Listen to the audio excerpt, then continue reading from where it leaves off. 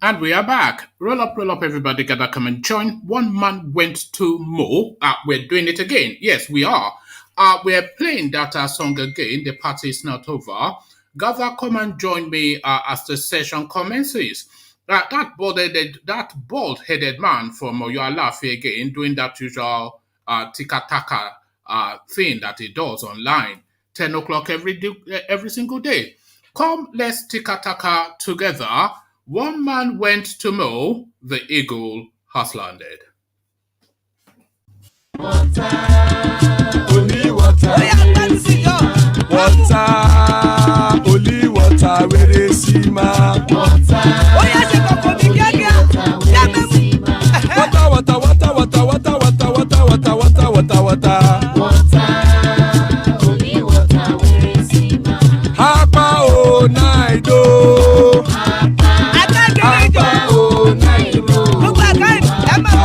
Hapa you don't come o.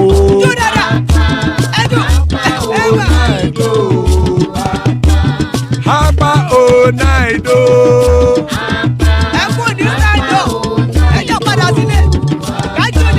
Oro kẹ̀kẹ́ kẹ̀kẹ́ ẹlẹ́mùrè o. Ilé sọ́díyà kẹ̀kẹ́ rẹ̀ ẹlẹ́mùrè o. Bobby master kẹ̀kẹ́ rẹ̀ ẹlẹ́mùrè o. Chief Latif kẹ̀kẹ́ rẹ̀ ẹlẹ́mùrè o. Eruku lẹ̀lẹ̀ ẹlẹ́mùdé. Eruku lẹ̀lẹ̀ ẹgbẹ́ ẹlẹ́mùdódò jàre o. Eruku lẹ̀lẹ̀ Ghana ti dé ẹgbẹ́ bọ́dì o.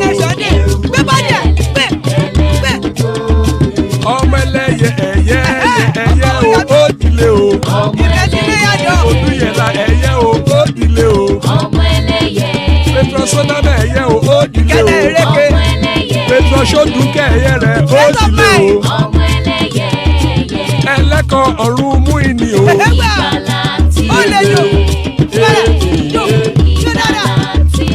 Àkùkọ ọ̀run mẹ́kọ̀.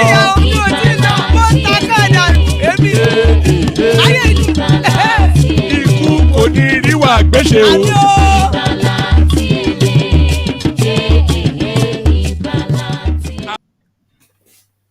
And there we are. Iku Konirigwa Gbeshe, the Kegites, powerful prayers.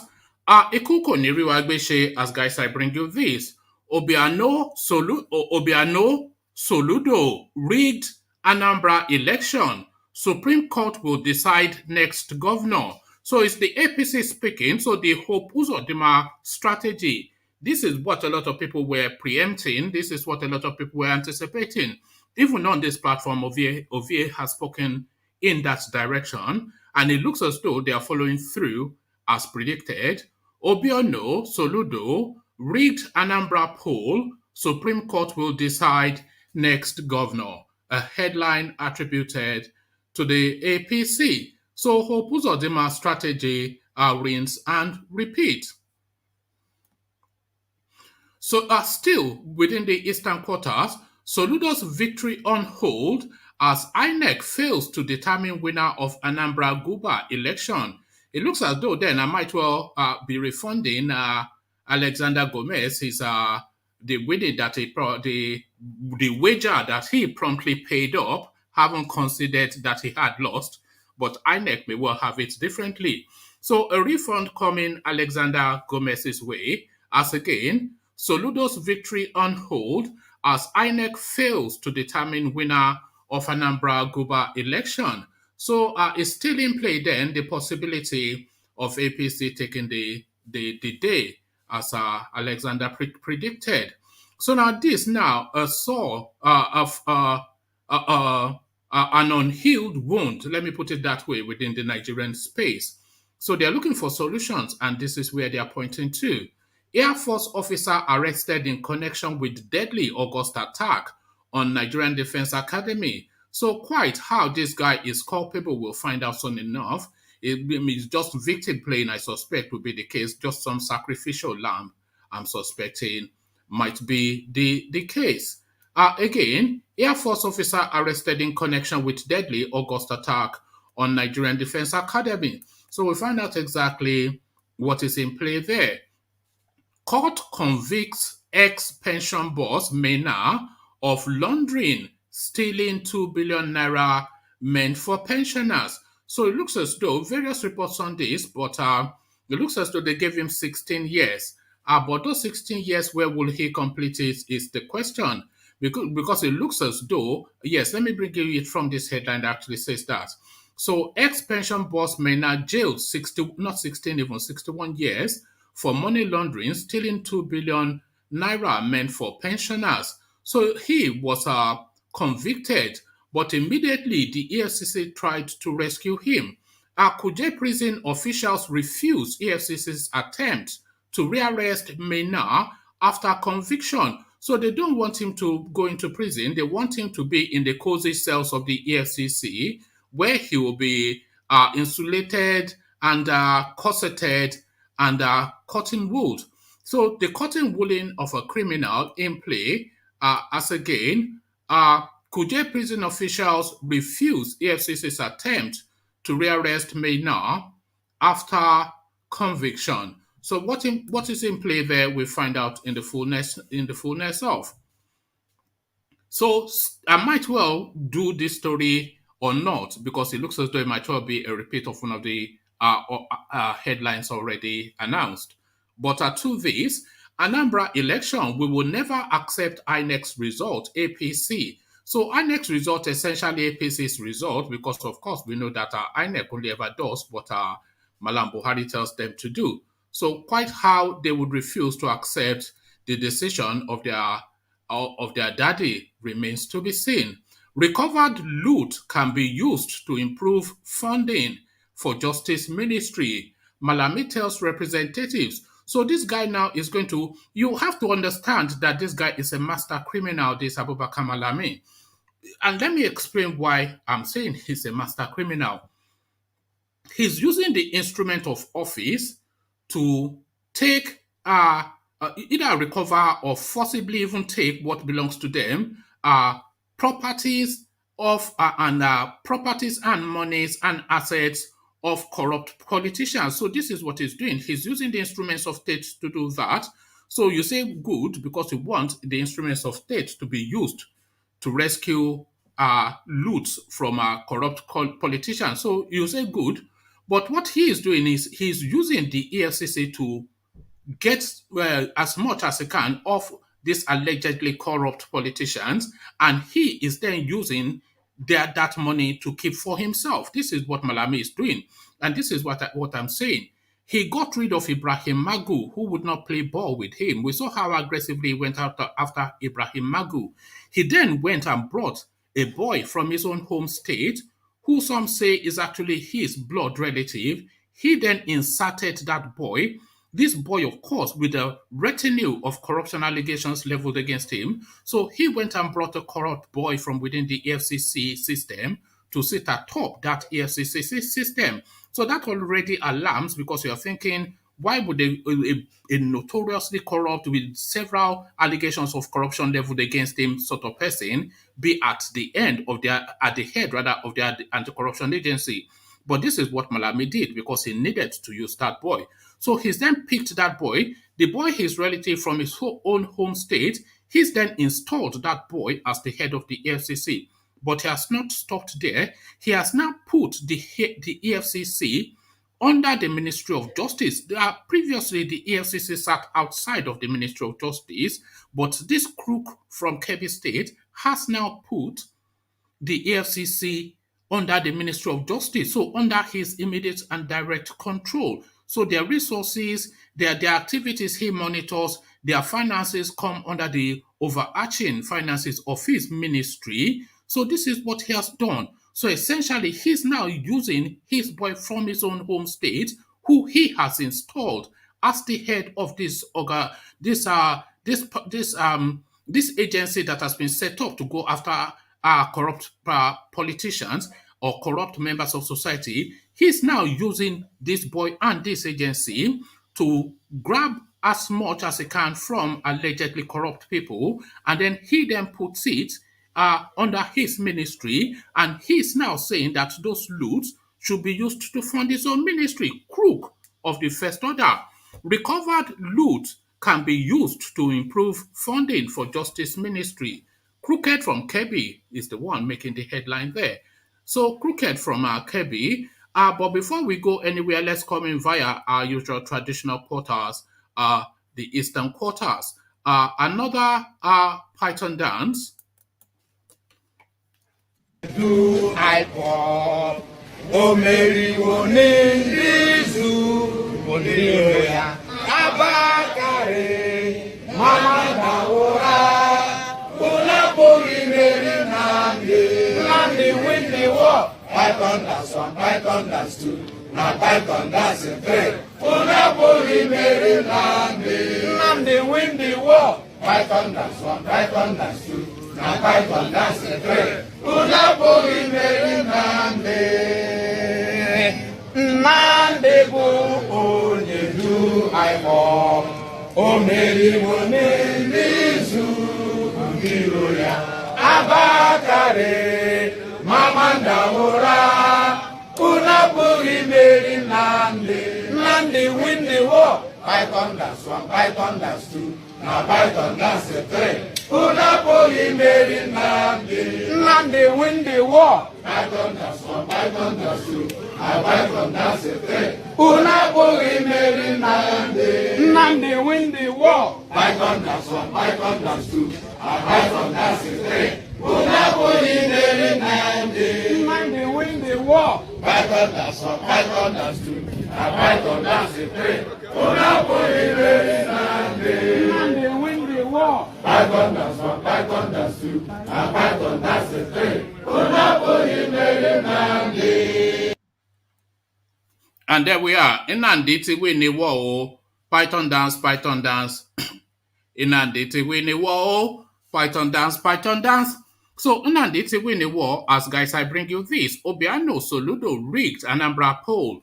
Supreme Court will decide next governor. APC makes the threat.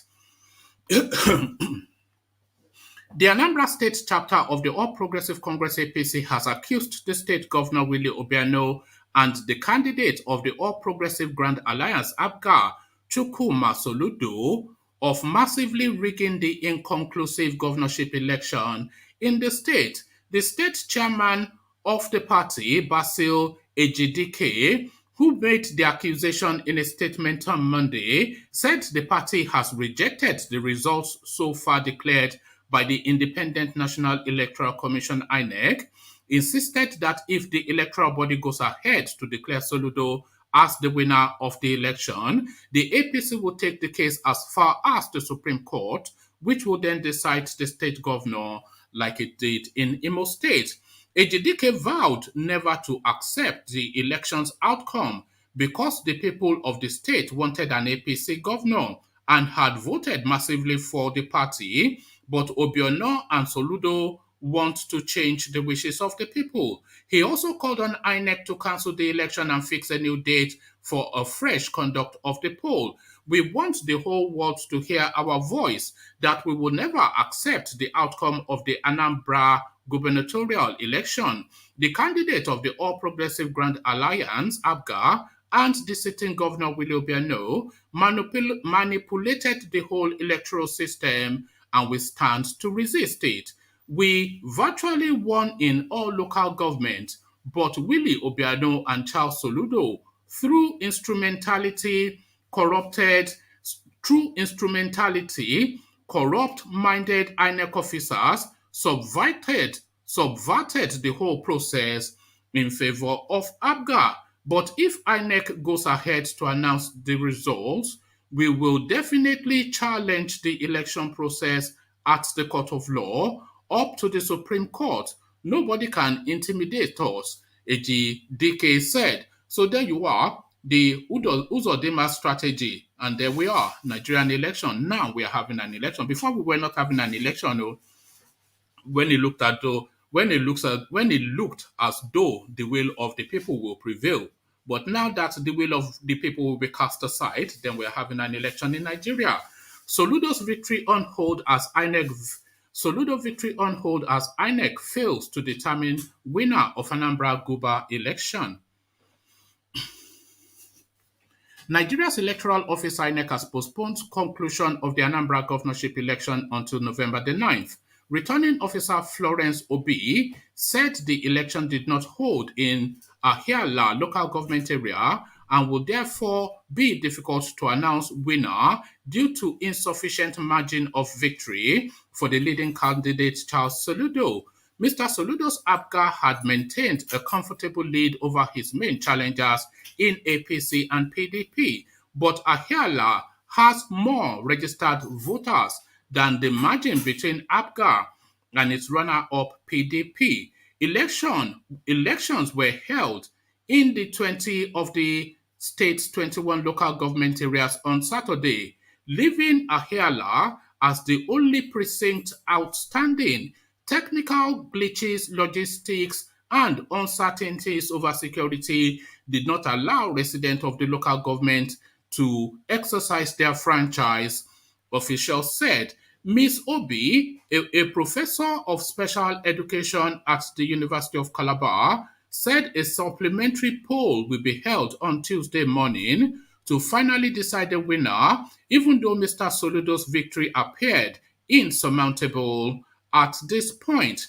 Ms. Obi said Mr. Soludo of ABGA scored 103,946 votes. Valentine Ozigbo of PDP scored 51,322 votes, and Andy Uba of the APC came third at 42,942 votes. Ahiala has 148,407 registered voters and is considered as one of the local government areas where Andy Uba of the APC can do well in the election, although he has failed to win any local government area so far, including his home, Aguata.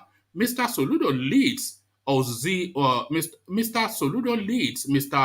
Ozigbo by 52,624 votes, far below the 148,407 registered voters in Ihiala.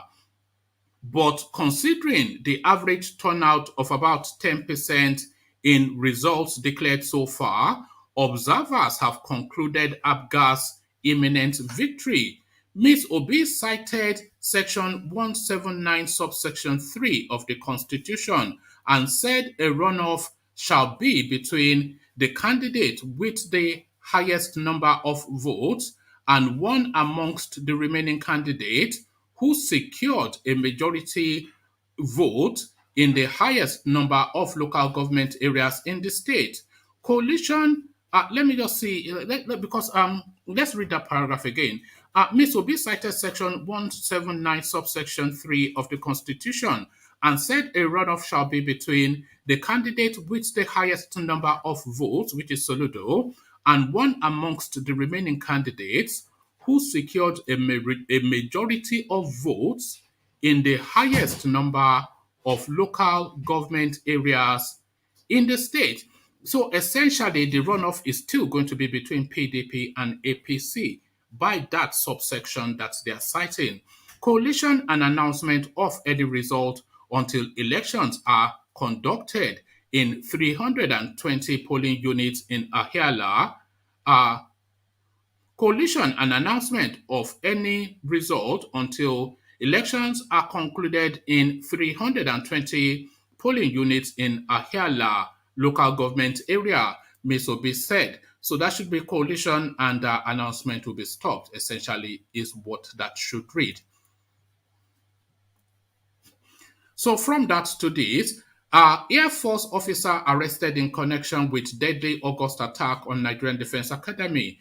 A Nigerian Air Force officer, Sergeant Tosobo Solomon, has been arrested in connection with the recent attack on the Nigerian Defense Academy NDA Kaduna. 2 officers were killed and 1 other abducted during the attack on Tuesday, August the 24th. Solomon, who is currently attached to the Air Force Comprehensive School Yola, was arrested on Monday in Yola, the Adamawa state capital. According to a top source, Sergeant Solomon was arrested on the order of the base commander as requested by the NDA commander for an offense connected with the recent attack on NDA Kaduna. He was said to have been arrested with arms and ammunition. The military source who spoke on condition of anonymity said on 08 November 2021 at about 0600 hours, NAF Sergeant Tosobo Solomon of 153 BSG Air Force Comprehensive School Yola was arrested on the order of the base commander as requested by the NDA commander for an offense connecting with arms and ammunition with recent bandit attack at NDA. At about 08:15 hours, ATR to arrive flight line to convey. So essentially, if a plane being sent to Yola to convey him to NDA Kaduna for further interrogation. So I'm not quite sure if that says anything. I'm not quite sure what actually that says. That says to me somewhat like nothing really. Bear with me. Okay, so to this is a story that we have been tracking for going on 2 years now. Ex-prison boss Maina jailed 61 years for money laundering, stealing 2 billion naira meant for pensioners. A federal high court sitting in Abuja presided over by Justice Okon Abang has convicted and sentenced the former chairman of the Pension Reform Task Team, Abdulrashid Maina, to 61 years in prison for money laundering. However, the jail term, which is totaled 61 years, will run concurrently. Maina was arraigned by the Economic and Financial Crimes Commission EFCC on 12 counts on October the 25th, 2019 for alleged money laundering and theft of pension funds running into 2 billion naira. The commission alleged that Maina committed criminal offences punishable under sections 11, 15, 16, and 16 of the Money Laundering Prohibition Act and also acted in breach of the Advanced Fee Fraud Act. So the Advanced Fee Fraud Act, of course, 419. That is the Advanced Fee Fraud Act. On November the 26th, 2019, the court granted bail to Maina in the sum of 1 billion naira and ordered him to produce two sureties who must be serving senators. The two sureties, according to the court, must be prepared for 500,000 bond each and must always be in court with the defendant at each adjourned date of the trial. He complained that the bail condition was too stringent, excessive, and impracticable, and subsequently applied for variation. On January the 28th, 2020, Justice Abang exercised discretion of the court judicially and judiciously, reduced Maina's bail condition to 500,000 with a serving senator as surety. Due to prolonged absence in court, Justice Abang on November the 18th, 2020 revoked Maina's bail and consequently ordered his rearrest anywhere within and outside Nigeria. On November the 23rd, 2020, the court ordered that Maina's surety, Senator Ali Ndume, should be remanded in prison following his failure to produce the defendant in court to continue his trial.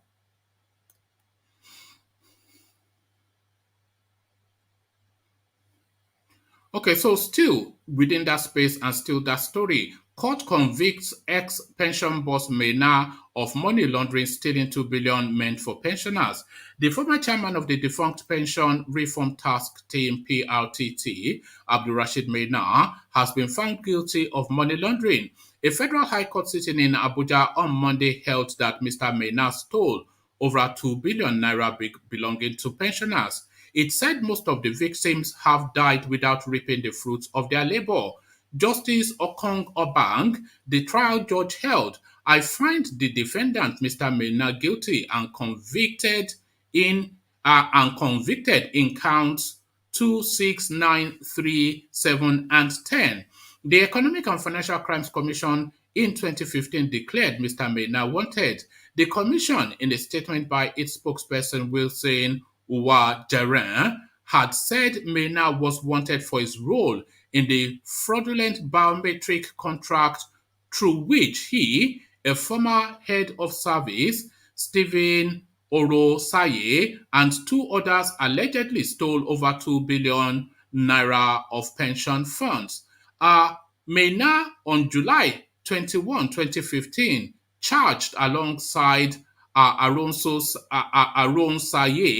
and Asaroke Afe and Frederick Hamilton Global Services Limited before a federal high court on a 24-count bordering on procurement fraud and obtaining with false pretenses. Maina had earlier fled the country only days after a federal high court granted him bail, with the serving Senator Ali Undome standing shorty for him. So there you are. But then, of course, it doesn't end there. This is the latest development now within that space. Kuje Prison. Officials refuse EFCC's attempts to rearrest Maina after conviction.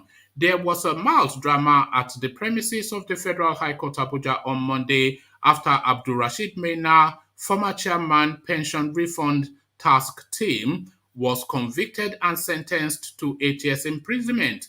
Justice Okong Abang, the presiding judge in the money laundering suit filed by the Economic and Financial Crimes Commission (EFCC) against Maina, had earlier handed down a cumulative 8-year imprisonment for the ex-pension boss. Mr. Abang ordered that the terms of imprisonment for all the 12 counts shall run concurrently from October 25, 2019, being the date Mr. Maina was arraigned before the court. The judge, who ruled that Mr. Maina must refund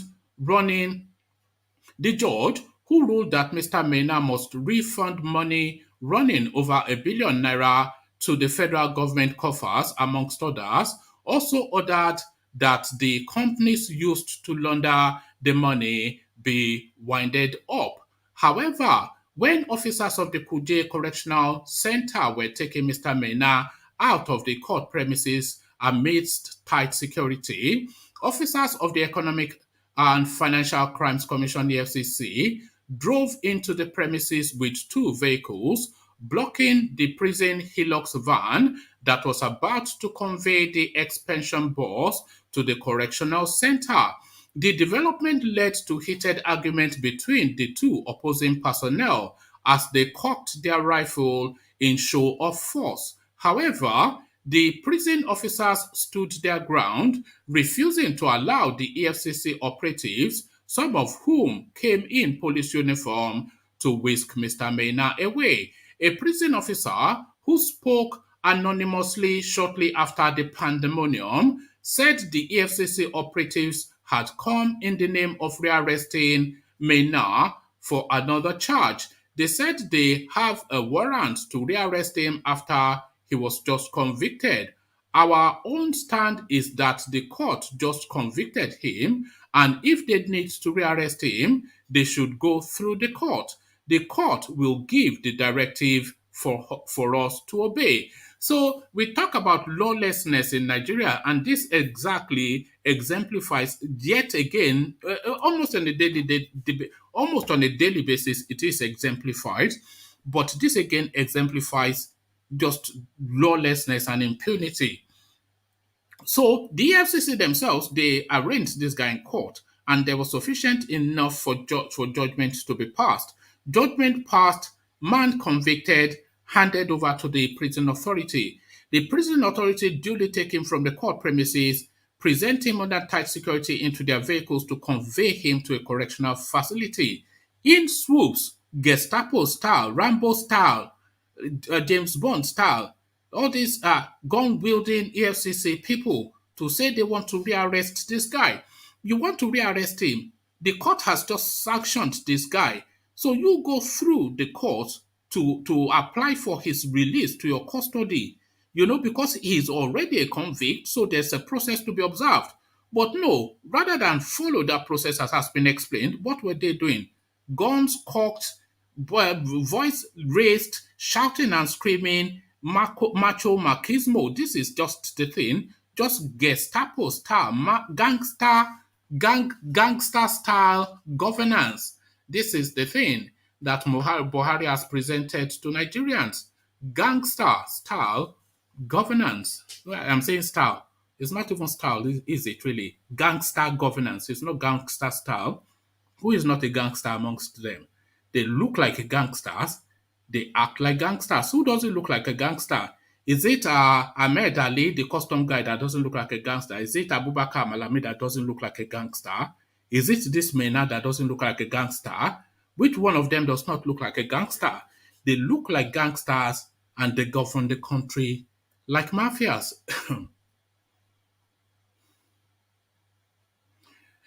So to this headline, Anambra election, we will never accept INEC result, APC speaks. The chairman of the All Progressive Congress in Anambra State, Basil Adejike, has rejected the results so far released by the Independent Electoral Commission, INEC, claiming the results were rigged and manipulated by the All Progressive Grand Alliance ABGA in connivance with the electoral body. Okay, so I think this is a rehash of what we just read, so we leave that. Okay, so we land finally on this. Recovered loot can be used to improve funding for Justice Ministry. Malami explaining this to the House of Representatives, why he is entitled to every dollar that is going within the Nigerian space. Abubakar Malami, Minister of Justice and Attorney General of the Federation, says his ministry is in dire need of improved funding. Maina spoke on Monday when he appeared before the House of Representatives Committee on Justice to defend the 2022 budget proposal of the Ministry of Justice. He told lawmakers that poor funding is dangerous for the ministry and parastatals under it and will negatively affect the effective administration of justice. The minister, who said justice sector reforms are costly to execute, added that some percentage from recovered loot should be allocated to the ministry to facilitate its operations. So, and as I said in just the opening monologue, the recovered loot essentially already under the control of his ministry, because he has now vested and nested the EFCC under his ministry. So this is where he's going. The rule of law as practiced all over the world is the pivot upon which a democracy revolves. The justice sector as presently constituted is bedeviled by funding inadequacies, too much for our comfort, Mr. Malami said. The prime drivers of any given maturing democracy such as ours are the rule of law, due process of law and human rights, international obligations, and other matters. Evidence revealed that the administration of justice, which guarantees sustainable peace, equity, and fair play, is undeniably capital intensive. In this circumstance, we need to reconceptualize the existing funding pattern of the justice sector. Lamentably, however, practically all the parastatals under the purview of the Federal Ministry of Justice are in dire need of funding. For me, this is as dangerous as it is disturbing, because funding gaps in the face of competing challenges could endanger the effective administration of justice and cause an unwarranted travesty of justice. The ministry was mandated to embark on the recovery of looted assets, and we have recorded an appreciable milestone in this regard, as monies recovered are promptly deposited into government treasury, thereby increasing the revenue profile of the government. Presently, we are making efforts to ensure that we are allocated some cost of collection from recovered funds to finance our recovery operation. So note that is asking for an agent's percentage for his agency for acting on behalf of the government, which set it up, a government agency acting essentially for a cutback. So that is it. Agent's fee. This is what it's asking for. To date, there are large sums of illicit money stashed abroad, which we are working at close quarters with ICPC and EFCC as dependable allies to effect recovery. The ministry said a total of 11.8 billion naira has been proposed for the ministry for 2022, out of which 3.9 billion naira is for personnel cost, 2.1 billion for overhead, 2.5 for legal services, and 3.5 for capital expenditure. So there you are. This guy, why don't you just give him the keys to central bank and let's forget all about it? That's just the thing. Ole, Baraku, Ajanle Koko, we see you. Ovie Whiskey, we see you. And the mighty Professor Data O, we see you. So, Prof, good to see you. So, going on in Anambra State, your home state, as clear as mud, but you and Homeboy unravel that space for us, Prof. Okay, good day everybody on the platform so far. I'm very happy of the result. I said it, Soludo, out of there's no, as far as that election was done free and fair, he will win. And I'm very happy he won. APC tried their best to share money. What they call it, the PDP man also shared money. There's a video on that of the PDP, Val Ozigbo. He shared money. APC. Yeah, we've played it on this platform, that video. The one that I don't know. Okay, I know I got it from a channel they call BVI, Channel 1. Is it the one that they were coming out of some school and he was giving them 500 naira? The one of 400, but it was Ozigbo, the PDP. It was the same Chinedu that displayed that Chinedu Peters Asuzu. And the deputy governor switched to APC. In his town, Enugu, which I have even slept at Enugu, they rejected him. So I'm very surprised that Andy Oba saying they're rejecting that result. He can never win that state. He can't. I've got only two words to say to you, Professor Datao. 2 words, hope, Uzodinma. 2 words, hope, Uzodinma. Yes.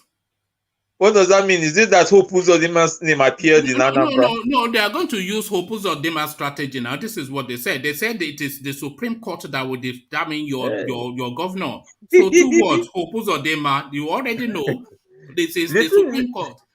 I pray that does not happen because our Supreme Court is a terrible place. It's a terrible place. I pray that one does not happen. I just pray. Because, there's no way that man can win the election. There's no way. They know that. But what they are saying is they could not conduct elections in Ahiala local government area. Now, in Ahiala local government area, there are 142,000 registered voters. The margin of lead that Charles Soludo has over PDP is 52,000 votes. So the amount of outstanding yet to be cast vote is more than the margin of lead that Soludo has over his closest competitor. Yes. Let's watch and see. But as far as I'm concerned, even with that Ihiala, he can't win. Some people should know Ihiala local government voted for Soludo when he fought against P2B.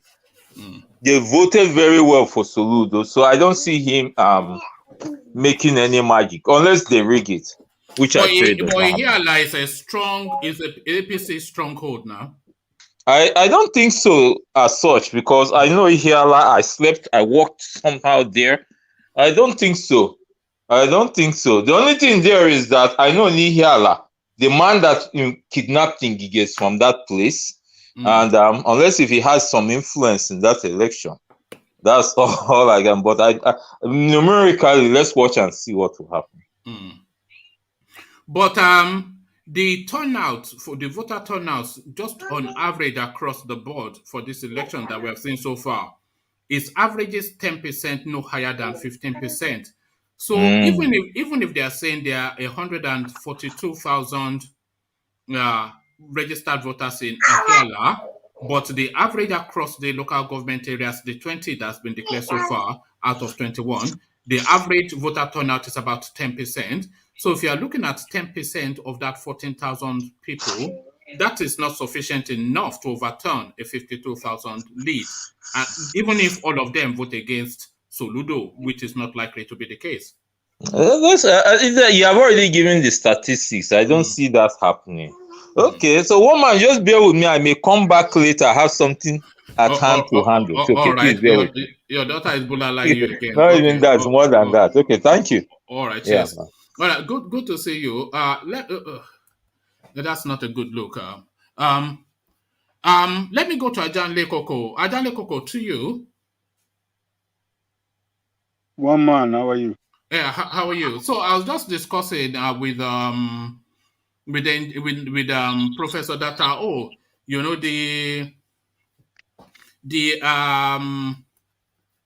it's just engineer. He's put me off a bit with some weird behavior. But I was discussing with Professor Data. Oh, the elections in Anambra State. They've stopped coalition because they were not able to conduct an election in a local government area, Ihiala, but the registered voters in that local government area are close to approximately 43,000 people. But the margin of lead that Soludo has over the Ozigbo, the PDP guy, 52,000. So the outstanding possible votes that has not been cast or collated are more than the margin of lead that Soludo has over his closest rival. So how do you think this permutates? Are we now in the rigging era? Is this now the rigging language that is starting to come in? Add on to that, yes. You said they were not able to conduct election in that local government area. Yes, they've postponed it to the 9th, which is tomorrow. Okay. Some part of that local government, have they conducted election in some part of that local government? Not at all. Not at all, as far as my reading. They could not deploy there for security reasons and logistic reasons. Oh, okay. Logistical reasons, yeah. Okay. Take me the story again, please. So there's the registered voters in that local government area. There are 142,043, excuse me, approximately, that are registered to vote in that area.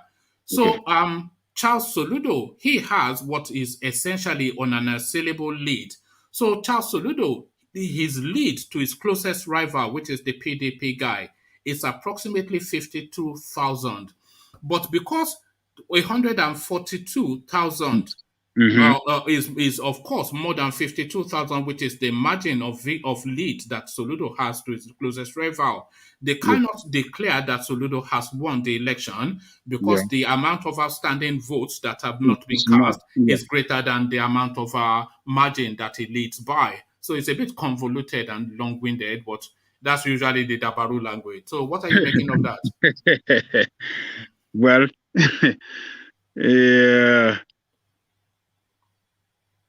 under normal circumstances,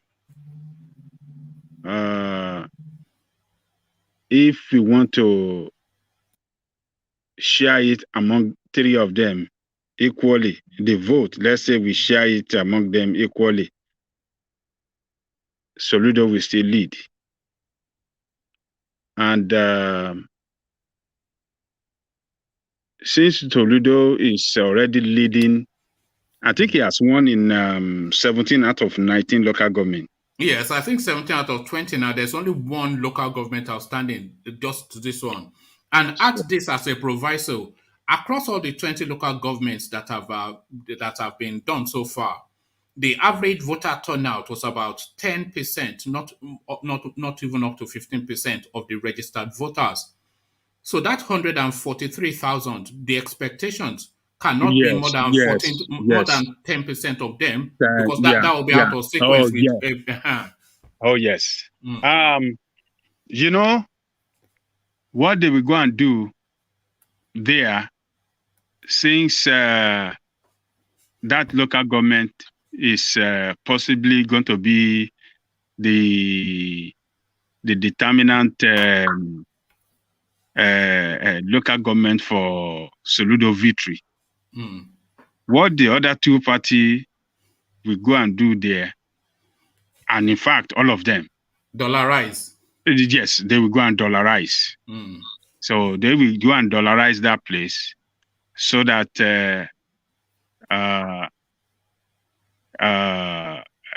whoever that pay more might get more votes than others. So those Soludo people should not see, because is the vote in that local government area is 142, and the people take money there, they will turn out in large number, and highest bidder might get more votes. So I believe that ABGA, being their state, I believe they know the game to play. PDP will slug it out. APC will come with money too, so that they will want to prevent Soludo from winning that local government. But by under normal circumstances, I think we should expect Soludo to come out victorious over them. Because somebody that won 17 out of 19 local government, is in comfortable lead. But at the same time, just like we said earlier, 15% on average across the state, 15%,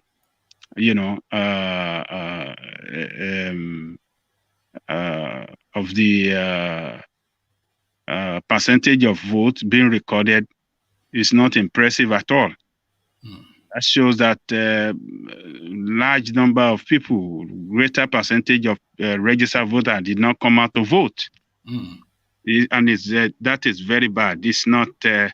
That is not a true democracy when we have 15% on average coming out to vote for governorships of the state. That is very, very it looks as though that Ahiala local government area, Ajanle Koko, is going to be played out between ABGA and PDP. And this is why I'm saying this. Let me give you this paragraph. This is the returning officer speaking. Ms. Obi cited section 179 subsection 3 of the Constitution and said a runoff shall be between the candidate with the highest number of votes, which is Soludo, and one amongst the remaining candidates who secured a majority of votes in the highest number of local government areas in the state. So essentially, going by that clause in the Constitution, that Ahiala local government area, still it will be. So the APC completely out of the equation going by the law. So that Ahiala even will be played out between APC and PDP and ABGA. PDP. So it's going to be between PDP and ABGA. So it's going to be dollarized.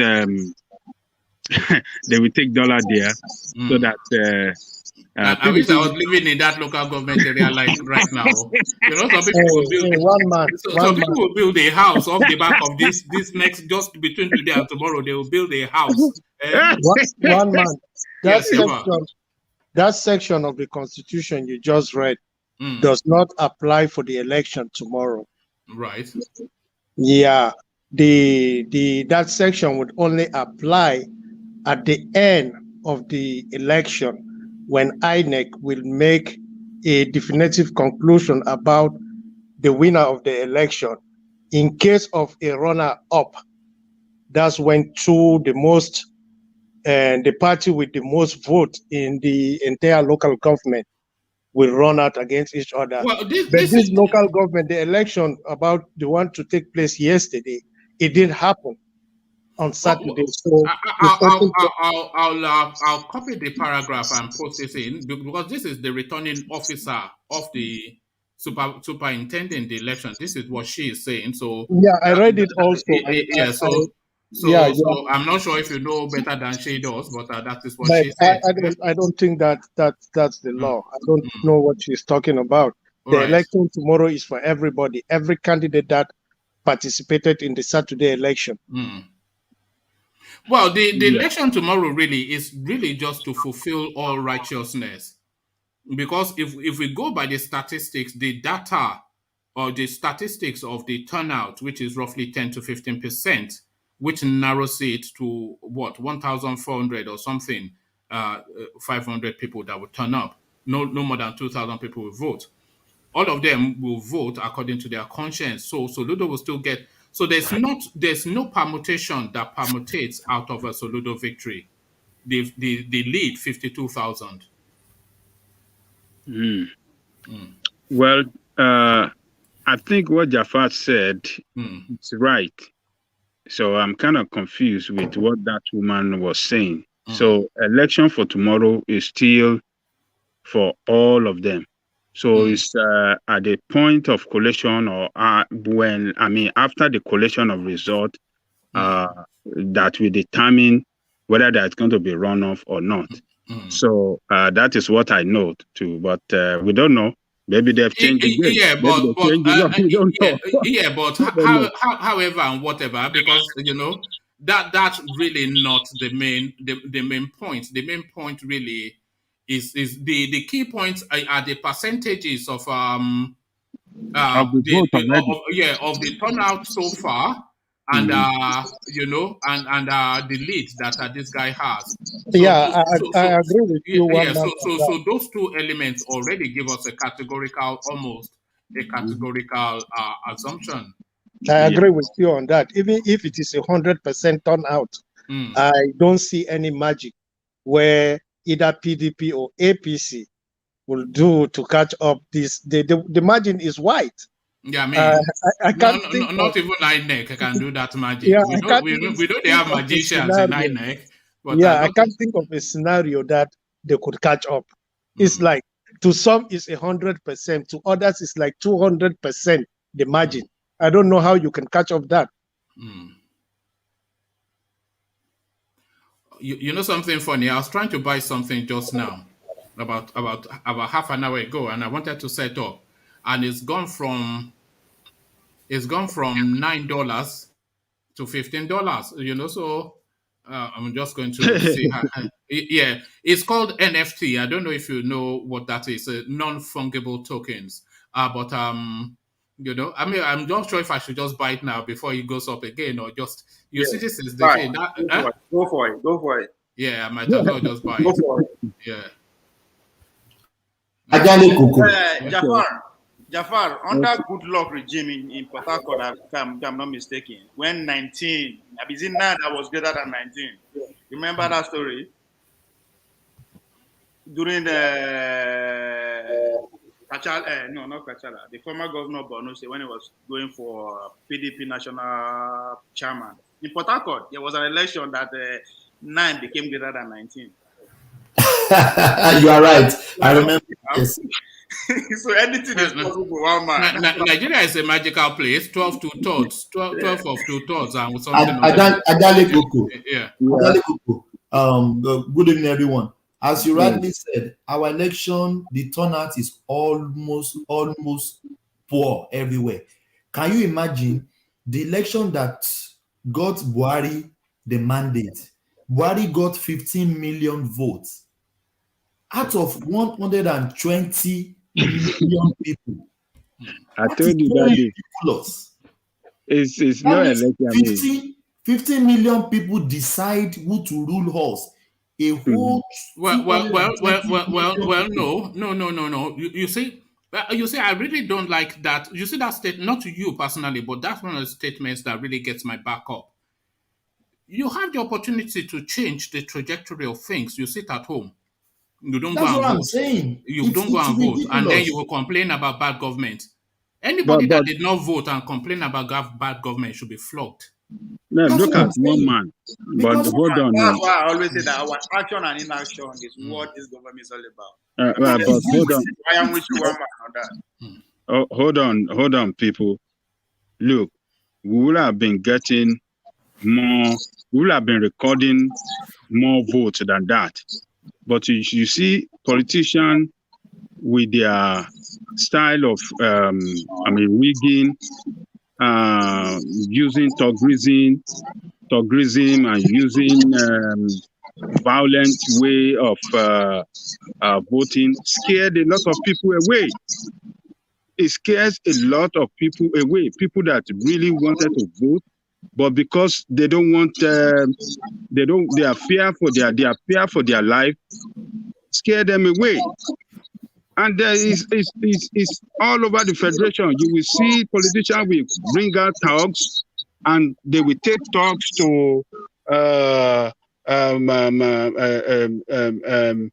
areas they know that they don't have strength, and go and use their truck to kill people, to beat people, to snatch ballot boxes.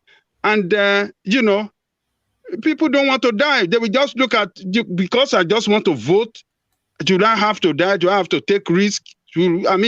So that scares people away.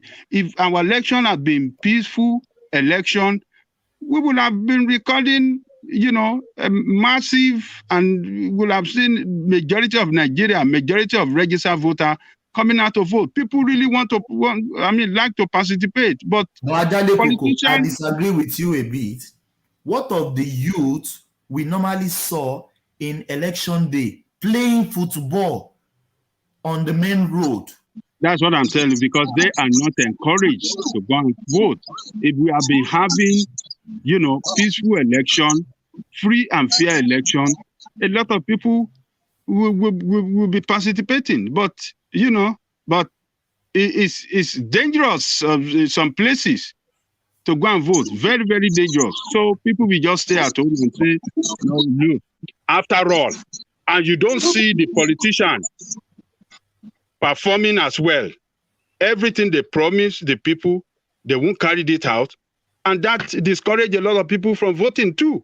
They will say, after voting for them, right, they will not do anything. What is the point? They will vote them in, they will go and steal money. All right, still within that space, the election has not even been done and dusted already. The APC, they've gone to their usual go-to. So this is their headline: "We will never accept INEC's result." APC speaking. That is it. That is it. The other headline now, Ajanle Koko. This is the other headline from APC. Obiano Soludo rigged Anambra election. Supreme Court will decide next governor. APC speaking. And they went on to reference Uzodinma in their reasoning that, look, this is what happened in Imo State, and we will do it again. So this is what they are saying. It says that the APC will take the case as far as the Supreme Court, which will then decide the state governor like it did in Imo State. So this is what the chairman of APC, Anambra, Basil Ajidike, is saying. So, I'm saying to Alexander that I may well have to refund the money that he paid up for his bet, One man. Sorry, to Ajanle Koko first, Thomas. Yeah. When will our politicians learn from accepting victory, accepting election result when they lost? When would they start to, accept and congratulate whoever that comes victorious? Adale Koko, the money in play is just too vast. The average governor, you're looking at if dollars. So if an average governor that serves 4 8-year term in any state in Nigeria can comfortably walk away with $1 billion now. Yes. So this is why they. I mean, Jonathan did that thing, and that should have been a way. I mean, that should have. I mean, our politicians, I wish they can emulate Jonathan. The way Jonathan accepted that result of that 2019 and called President Buhari, called him and congratulated him for his victory. That is the way our politicians should be doing this thing. Not election have not concluded, though. They have not concluded. They have not finished the election. Oh. They have started saying they are not going to accept result. Result have not yet been fully collated. You are saying you are not going to accept result. So these are the people that often cause problem in our electioneering system. They usually deploy violence all the time. If not for the 35,000 police officers that were sent to that place, that election would have been violent. They will have killed people. They will have destroyed things.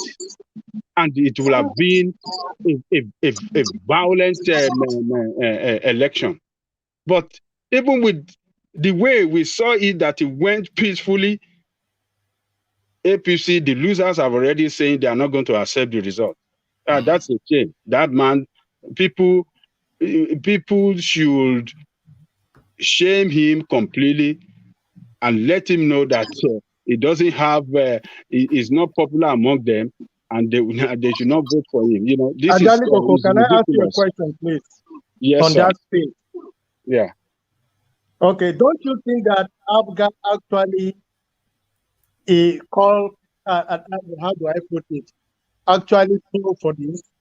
Because, you know, on the eve of the election, they were already accusing APC of rigging the election.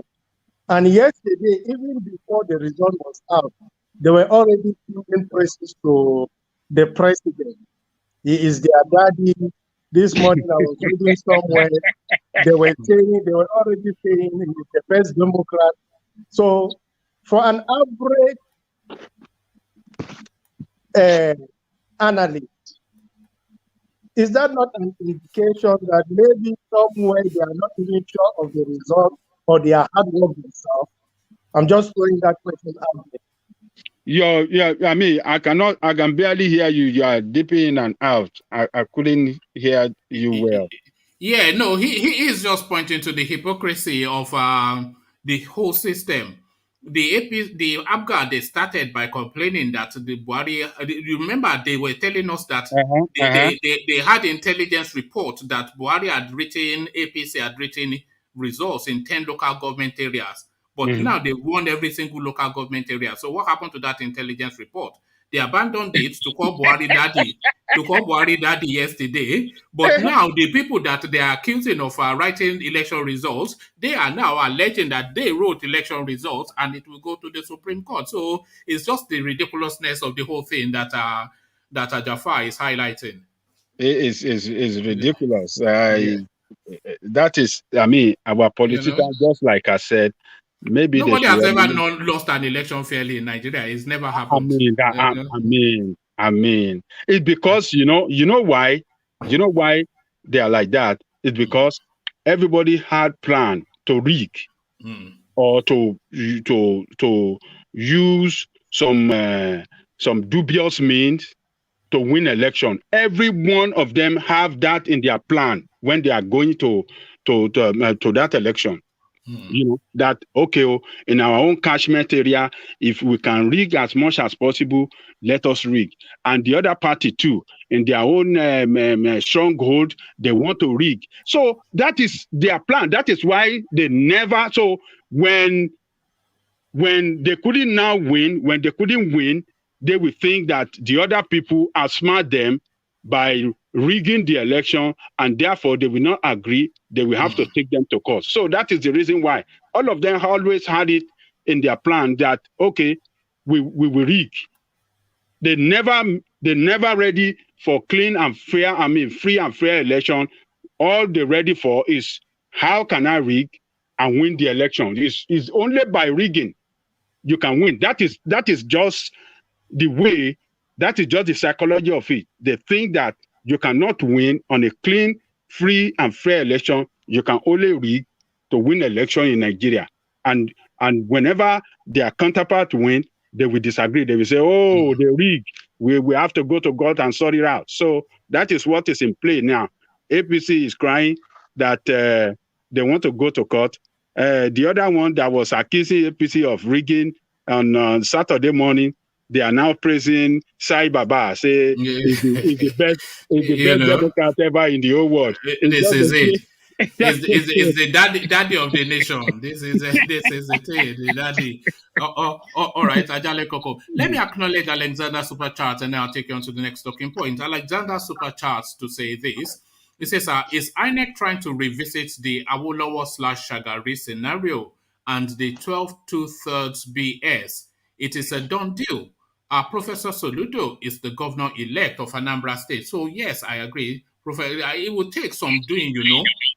I can't say maybe they'll go to court and have it overturned, but it will take some doing for INEC not to tomorrow tell us that this guy is the governor of Anambra State. It will take some magic. I know they can perform. I know they can perform magic in INEC. But magic never had in Nigeria. You know, that guy did not win. It will take magic. Can I interject for a sec, please? Yeah, come in. Remember one man I was telling you yesterday that it is not over until it's over. I told you you're going to see a lot of dirty happenings, a lot of magic, but you are trying to downplay it yesterday. You see what's going on until they cement Soludo as the winner. No, but no dirty happening has happened now. What dirty happening has happened? Yeah, you listen to what APC just said now. That's to tell you they are cooking. Hold on, one man. Hold on, let me land. That is to tell you they are already cooking up something. They are not going to give it up without a fight. They're going to fight it to the last end. Look, that's what I was trying to explain yesterday. You know, nothing new has happened. You and I, we've been in the political space for long enough. If APC wins that election, ABGA will say it was rigged and they will go to court. If ABGA win, PDP will say it was rigged and they will go to anybody. Well, man, you know what the new thing I see is going to happen. Look at the new thing I'm seeing that is going to happen, right? They want to replay what happened in Imo State. That's what they want to APC want to replay. We'll see how that plays out. But everybody is now watching because everybody thought that. Well, now the way it stands, is Professor Soludo. Fine, we all know that. But until they cement it, APC is still trying to pull their weights, throw their weights around, That's what I was trying to say yesterday. Well, no, there's nothing that's happened so far that is outside of normal within the Nigerian political space. The loser always goes to court. That's just, I've never known it not to be the case. So thank you for that, Ejiro. Let me take Ajanle Koko on to this space now. It looks as though a suspect has been arrested for that NDA embarrassment that the Nigerian system, especially the security forces, suffered. Some guy, Tosobo Solomon, his name is, a naval officer that's sanctioned or situated in Yola. So it just seems so arbitrary and so random and so abstract. That name doesn't sit with the narrative and the storyline does not cohere. So what are you making of this now? What seems to be like a boju something? What are you making of it? A Nigerian Air Force officer, Sergeant Tosobo Solomon, has been arrested in connection with the recent attack on the Nigerian Defense Academy. Does that read right to you, Ajanle Koko? Well, we don't know what happened. Maybe they got some information of him colluded with terrorists to come and carry out the attack, or maybe he must have colluded with them some kind of way. Maybe he gave them their arms. We don't know. There's some intelligent report that must have triggered them to take that action. You know, they didn't arrest him in Kaduna. They went as far as somewhere else to arrest Yola. So information might have led them to arresting him. So, you know, we have to leave it to them to carry out the investigation and do their job. If it's one of the people behind the scene that is sabotaging the effort of that country and you know, sabotaging the efforts to control the menace of these terrorists, they should bring him to book. So, all right. Yeah. All right. It doesn't read right to me, but we'll move on from there to this space. I'm not sure if you have been tracking this guy, but I have been for the past 3-4 years. So it looks as though now he gets to eat his own tuwo shinkafi at correctional center. Abdul Rashid may now, of course, remember once he ran to Niger, to Naime in Niger, and they hunted him down because Niger, of course, is an extension of Fulani Reach. So they went and caught him from Niger and extradited him. So it's not the first time that Buhari has been internationally captured. So they captured him from Niger, he and his son, by the way. So he was rendered back to Nigeria. So now, 61 years, the verdict concurrent, so he serves 8 years, but then the judge has set it back to when he was first arrested and arraigned to 2015. So probably only going to serve 3-4 years in prison. Being made to return as possible as $1 billion naira from the 2 billion that he stole. But this guy now, it looks as though he's going to prison. So that's the opening salvo. But as they were taking him away to Kuje prison to go and just so that it's in time for lunch, which is beans and cockroach, you know. So just so that he can meet his lunch of beans and cockroach in Kuje prison, in swoops the EFCC with their trucks, shooting gun in the air, saying they want to rearrest him without following due process. So to all of that, Ajanle Koko. That guy is a very stupid person. The person in charge of the fund for pensioners, and instead of him to do his job right and pay people their money. But, you know, a lot of them died waiting, and a lot of them died from ailments that could have been cured from spending their own pension. It's just the godlessness of it sometimes, you know. Oh God, you cannot just imagine human being can be so ridiculous and so heartless. I mean, what do you want to do with the money for people? Money that is meant for people. This is not the money allocated to your ministry or your government department, you know, for your running costs or for your a budget fund for you. But this is the money of the people. It was so heartless, and he has to steal everybody. I mean, all the money, and it was running helter-skelter until when it was caught like a cockroach and was bundled down here. And since then, what has he done with the money now? What has he? He just mess up his name, the family name. He brought shame to his family.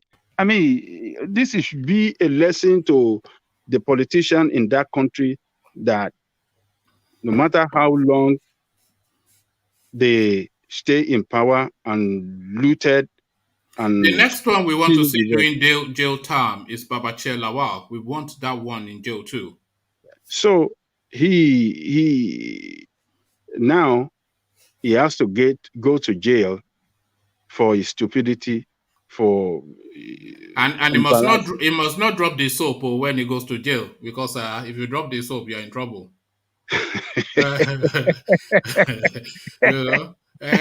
Look, but I don't think that nation is fair.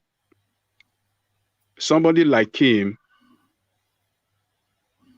should have been sentenced to life imprisonment. Thank you, Thank you. That is actually the question I wanted to ask you.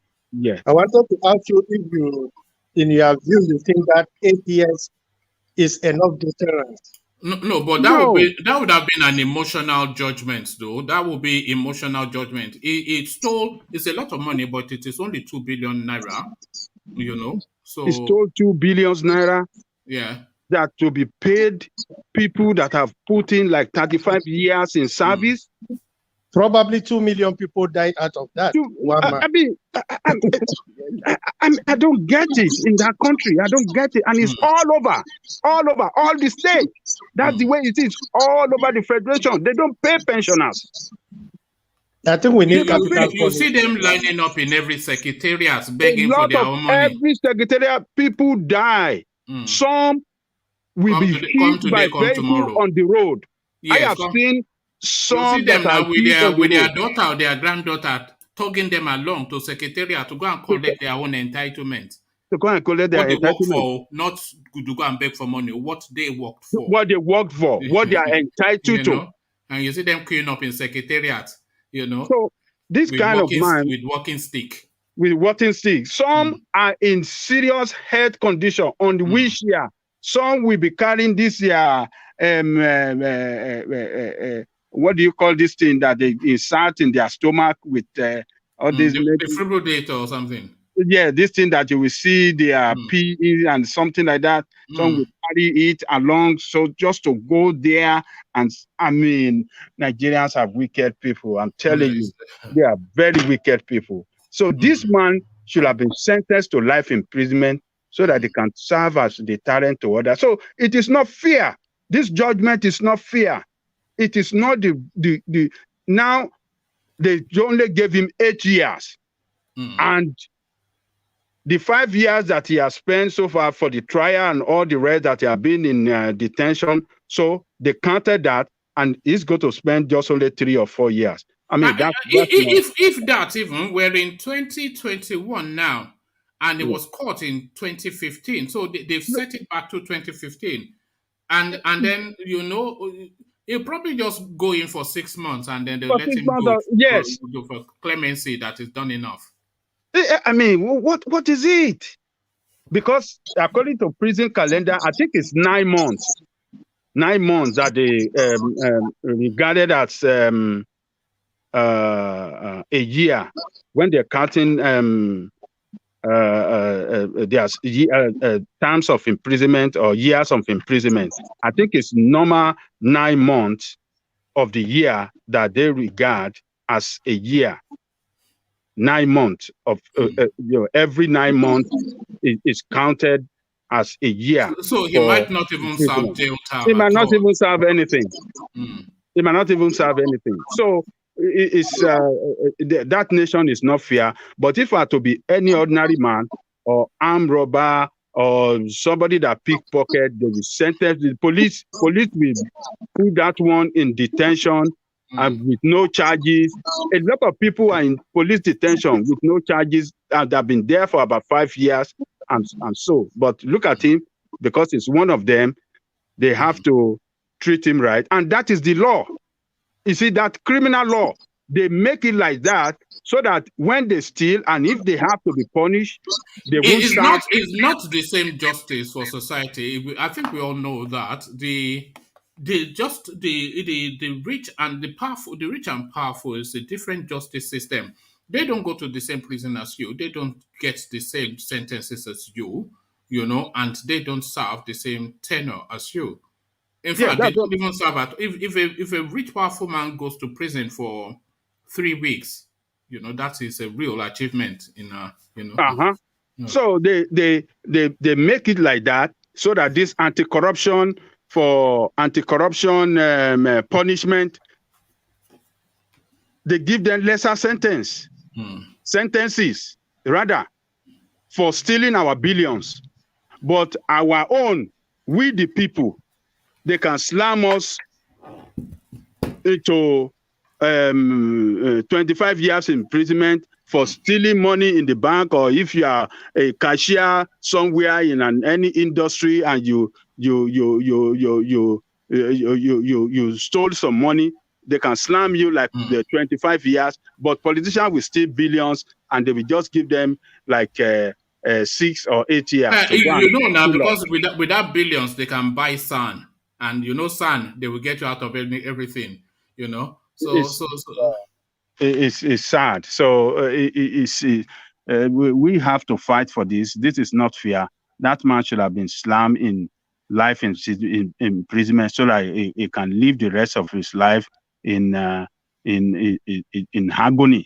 so that he can feel the pain, like all these people that he stole their money. The pain they they even substitute them in prison. They can they substitute them in prison in Nigeria. They can just look for some mugun and put him in there and release him in the middle of the night and tell him just leave the country. Yeah. And they do that now. They substitute them in prison. We have to. Yes. So he should have been sentenced life imprisonment so he can go through the pains and suffering. The same way these people that he stole their money, what they went through, so he can feel the pain too. And then that is what they're supposed to have done. All right, thank you, Ajanle Koko. Alexander is just adding that word that you were looking for. Yeah, catheter. Catheter. So thank you, Alexander, for the super chat. Let me take you to this space now. This guy, a recurring decimal, of course, anytime we're talking about corruption, recovered loot can be used to improve funding for Justice Ministry. ABUBAKAR Malami, of course, no other when we are talking about GBT. Then we're not really going far. It's just that name. Recovered loot can be used to improve funding for Justice Ministry. So let me tell you the clever play that this guy is playing. He has taken the EFCC, which was a standalone body, and he has vested it under the supervisory authority of his ministry, and then EFCC then recovering those loots and their account, of course, everything migrates under his ministry, and he is now going to the House of Representatives to essentially tell them to let him loot this recovered loots. So ABUBAKAR Malami strikes again, Ajanle Koko. ABUBAKAR Malami, your friend. Barao Banza. Barao Banza. Jafar, where do we go call ABUBAKAR Malami now? I don't want to join you in calling him that way. Where do we go call ABUBAKAR Malami, Jafar? I don't want to join you and one man in calling him that way. I'm not calling him Barao Banza. Because you know the meaning, Abi. What does it mean? It means bloody thief, Abi. Elvie, what does it mean? Bloody thief? It means a useless thief. There you are. Oji Kokoro, that's what it means. Oji Kokoro. Barao Banza. I mean, all right. So to that, he wants to looted loot, and he's going to the National Assembly to tell them to let him loot it. Definitely, the bravity of that guy. So definitely, it's not a useless thief. Useless thief cannot thief 2 billion naira. That's a clever thief. No. It's ABUBAKAR Malami we're talking about now. That one is just a common. Compared to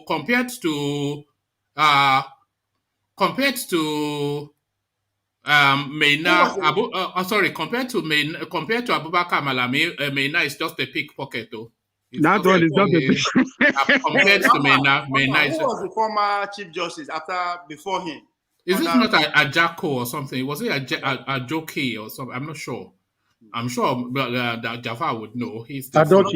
He's not as famous like Malami. Malami will leak Adoke, yes. So yeah, Malami strikes again, Ajanle Koko. Well, ABUBAKAR Malami demonstrated his desperation to take to have some share from that money, and he shouldn't be asking for some percentage for that money for his ministry. Yes, it's even asking for, finder's fee, when you employ a lawyer to go and recover money. Yeah. And then they recover money and then you agree to just a fee. It But shouldn't be a government asking. parastatal wanting to cut, what is, are you not? Yeah. It shouldn't be asking like that from the assembly that he needs some percentage to better the performance of their operation. I mean, there's a way to do it. They allocate budget every year, so they can do that in their budget.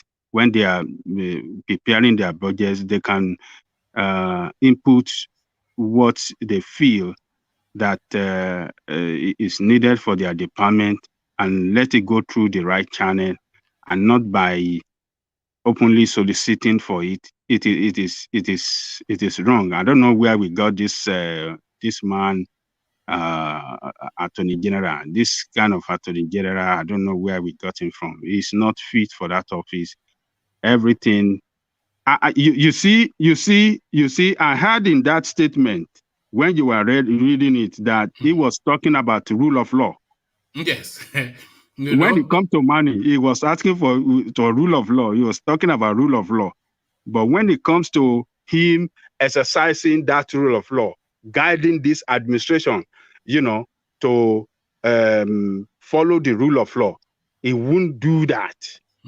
But when it comes to money for his own for his own department, money that he knows he is the one that is going to be in charge of that money, he's now talking of rule of law.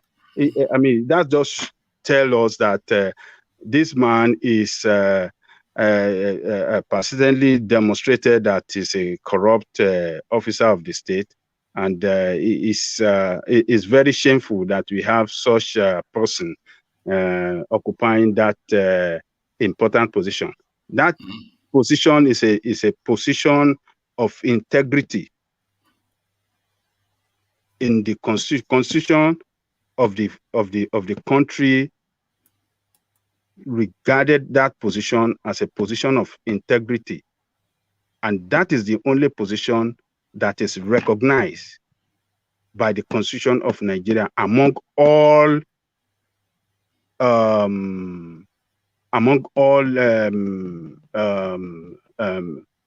executive position. Is the only position mentioned in the Constitution, other than the president and the president. That is the only position among all cabinet positions. No other cabinet position are not mentioned. That one is just things that we work out among ourselves. Okay, let us do this. But that position of Attorney General of the state, of the country, is boldly written in the Constitution that yes, that country must have Attorney General to run the law of the country. I mean, to be in charge of the law of the country. And somebody that to be in charge of the country is not demonstrating that is a man of integrity. You see that guy, he just overreaches his portfolio just so often, just too many times. He's just, He's the one that kicked out that former Ibrahim guy. Magu, because Ibrahim that one would Magu. not be controlled. Because that one would not be controlled, Yeah, he's the one that kicked him out. Yes. Yeah. Because how would they have allowed him to handpick somebody from his own home state and put him in charge of EFCC and then put the EFCC under his own ministry? How did they allow that? It shouldn't be. It cannot be now. It cannot be. The EFCC, because how then is the EFCC able to probe the Ministry of Justice if they are under, if it's a parastatal under it? The EFCC have to sit outside everything now so that it's able to then hold everybody's feet to the goal. One man. The reason is because in Nigeria, nobody pays attention to conflict of interest. Whatever goes to for screening, it just goes through. So nobody pays attention to that. But I totally agree with you. And I have a greater problem with the issue, the office of the Attorney General. I don't personally, this is my view. I don't think the person occupying, they should be separate. The Minister of Justice should be totally separate from the Attorney General of the Federation. I don't believe, personally, that's my view, I may be wrong. I don't believe that the Attorney General of the Federation should be part of the cabinet. I don't believe that. I agree with that. Hold on, to Jafar. Do you think the Attorney General of the Federation and the Chief Justice of the Federation, do you think either of those two people should be an executive appointee or somebody that is nominated by a large majority of the assembly? You know, should he be an assembly appointee with a large majority that will show cross-party consensus? Those two positions, do you think it should be within the purview of the presidency? No, I don't think the Attorney General should be within the purview of the president. I don't think so, because he who pays the, I can't remember. The piper dictates the piper dictates the tune. So, and we are in Nigeria, we are in Africa. We know the office of the president, how powerful that office is. So, and are you including the INEC chairperson in that as well? Should absolutely, the INEC? Yes. Absolutely. I cannot see how we can have free and fair election. And I'm not talking about Buhari in this instance, just the system. You know, I cannot see how we can have a free and fair election superintended by an INEC that was appointed by the presidency. It's not going to happen, because Nigerian politicians across the board don't want free and fair election. That's why nobody, have you ever seen a politician being disturbed by the low turnout of voting? No. Voter apathy actually works for them. That's how they want it. It's easier to rig election when people don't show up. Yeah, you don't have to spend as much, yes. So you can give them 500 naira and mortar drink. There is no voters education within the political parties in Nigeria. So that tells you all. It's a funny system. So thank you, Jafar. Ajanre Koko, round off your thoughts, and then I'll go back to Professor Dataho, who had to step away, and then I'll go from Professor Dataho to Jafar. So round off your thoughts, Ajanre Koko, and then I'll have the prof back. The Attorney Generals of the Federation is a position of integrity, and a person occupying that position supposed to recognize that and act accordingly as a person of integrity, because that position is the only position recognized by the institution.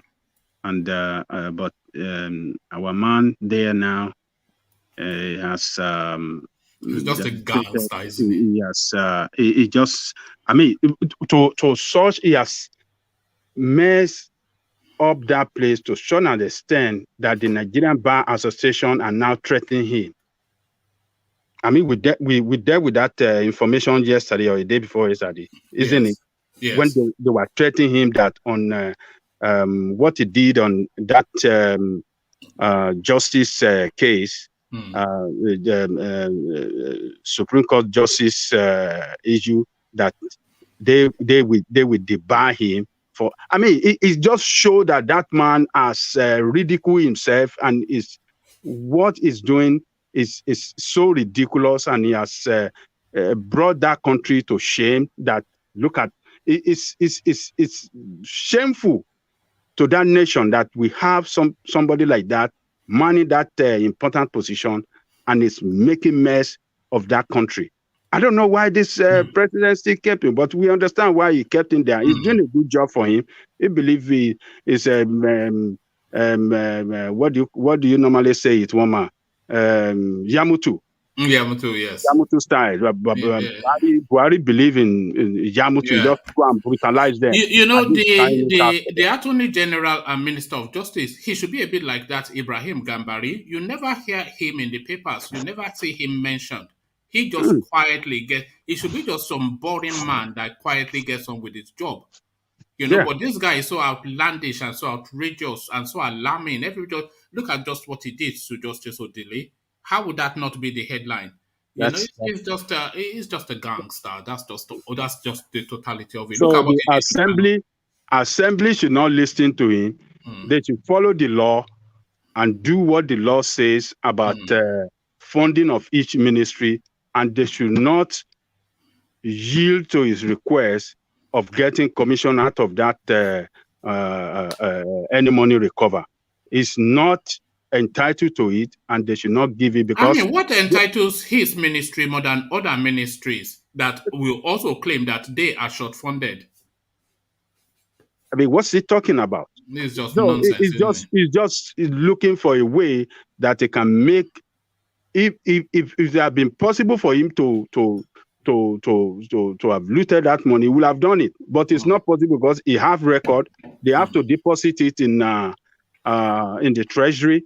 So that is the normal. That is what the civil service law says. Any money recovered must be deposited in the treasury. So, but asking for the commission is so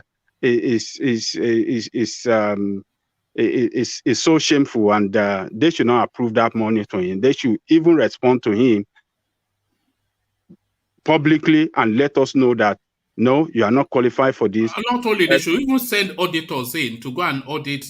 They should be spot auditing, surprise auditing. Yes.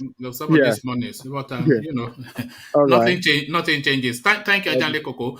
Prof, are you there? I think I'm here. I'm here.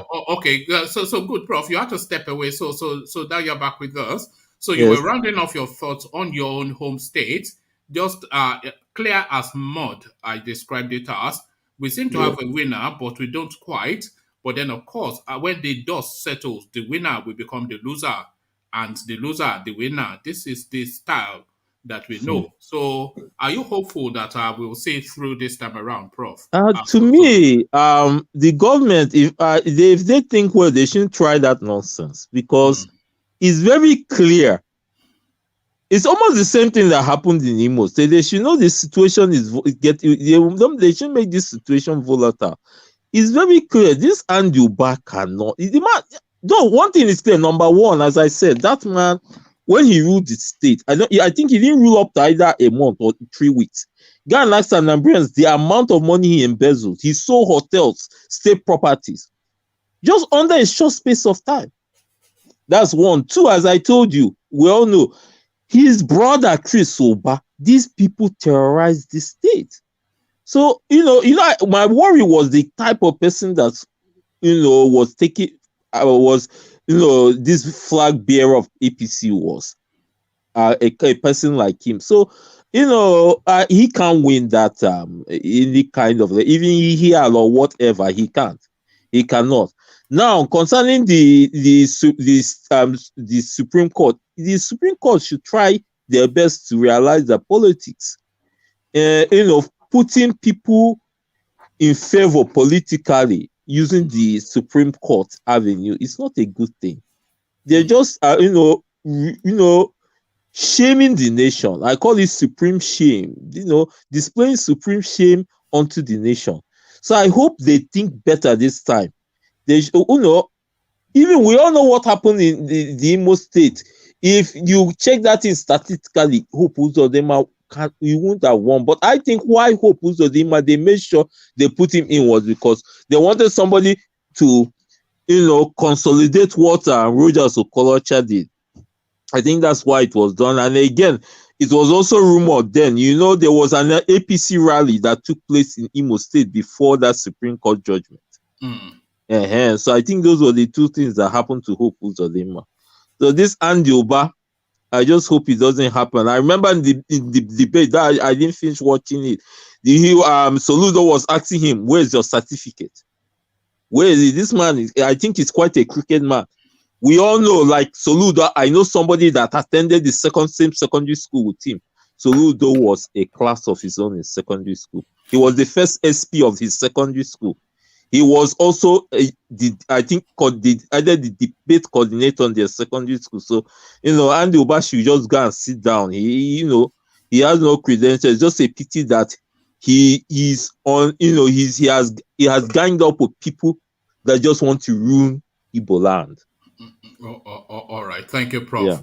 So, Prof, this I'm not sure if you've been following the storyline of the former chairperson of the pensions fund who looted all of the monies of the pensioners and tried to escape to Niger Republic. He was captured and returned back to Nigeria. Now, he has been given 61 years, but to run concurrently to be 8 years. Abdulrashid Maina, his name is. So he now handed over to the correctional facilities. But with Nigeria, it's never smooth sailing, of course, as they were taking him out of the court premises. EFCC swooped in with their vehicles, brandishing guns, shouting hard, and claiming that they want to seize him from the prison officials. So what are you just making of that whole palaver? Number one is, I'm just hearing this matter now, but I'm not surprised because that's in another area a lot of people embezzle money from the pension fund, because most of them, they will either forge, parade ghost pensioners, those that are deceased, they will keep them in cycle, they won't, declare them dead and be embezzling money. So this folk, he has been, it's a shame. He wanted to go to Niger. I'm sure why he did that, don't be surprised. His plan was to go to Niger, get a Niger passport, and travel out of the country. I'm sure that was what his plan was. No, what he actually did was he and his son are both engrossed in this whole thing. That son actually got an American either passport or entry, and he was looking to effect his escape from Niger Republic to America. So I'm not sure how that storyline goes. It was if he was caught before he made that escape, or he escaped to America. But these ones are hardened criminals. But another one that is a hardened criminal, the Attorney General of the Federation. So he's now going to the House of the Assembly to defend his budget, and is making this request. Recovered loot can be used to improve funding for Justice Ministry. This is ABUBAKAR Malami. So he has vested the EFCC under his ministry. So, and he's now going to the National Assembly to ask them to allow him to keep the monies recovered by EFCC. Have you ever heard of anything so audacious? That is supreme. I call it supreme shame. That man, number one, should tell himself what kind of reputation has he put before the Nigerians, us Nigerians, for us to see him as credible to allocate such type of money. Number one. Number two, so should he use his mouth? Has he become the president overnight? Even the president is not meant to make such a statement. He wants to allocate looted funds for the judiciary. How well has the judiciary failed? The man is not thinking well, and I hope the people in charge that are to effect this should not allow that thing to come to pass. Yes. The man just wants money to be siphoned. Aleko often reminds us that the Ministry of Justice, they never win a case. They lost against Kanu, and they will lose again against Kanu. They lost against Igboho, and they will lose against Igboho again. They lost against Showore, and they will continue to lose. So they lose cases all the time. So what exactly justifies then this more money? Has it done well enough to be encouraged? Is the thing. That's what I said. The man himself has put before us a bad reputation. So how does I don't know why the main thing there is that it's high time these guys should realize such seats are sensitive seats. Such seats, the people on it should be people of worthy reputation. But these people are, like you said, they're gangsters. Yeah, I mean, they are just. I've not seen. If they want to do political patronage, which is part of politics, to reward people that you feel are loyal, it is not important parastatals that you should be handing over to people as reward, not Ministry of Justice, not police, not the economy, because these things they can cause real damage if you give it to them. Let them go and be in charge of women development or culture or something that they cannot they cannot do real harm, But if you put these people in charge of something that this is what we see, putting people that are not competent in positions above their capacity for reasons of tribe and loyalty. So this is what we get, Abubakar Malami. That is what's going on in this nation. It's just a very, very sad thing. This nation is not doing well. This so-kind Abacha loot is not that I'm boasting. If I were to be a president, what I'm going to do is when I get that loot, I first of all see how I can use it to develop the state, be it road, be it infrastructure, be it even generating electricity. I will see what I can do and make sure it is, shared evenly. If this, okay, we all know what happened during COVID period. At least in this nation here, they shared 1,000 to us adults. Did you get your own? Yeah, I got my own. Look at that, Professor Data. You did not report that back to base, You said? Ovie said, I was going to send Ovie to send you an invoice, but Ovie did not even report his own back to base. Yeah, so Professor, you have to can share do with that. us. You said? In You have to share Anambra with State, us. Professor No, Data, they share you that COVID they share money. 1,000 to everybody in Anambra State. No, $1,000 COVID now. That's I mean US now. That's where they got it now.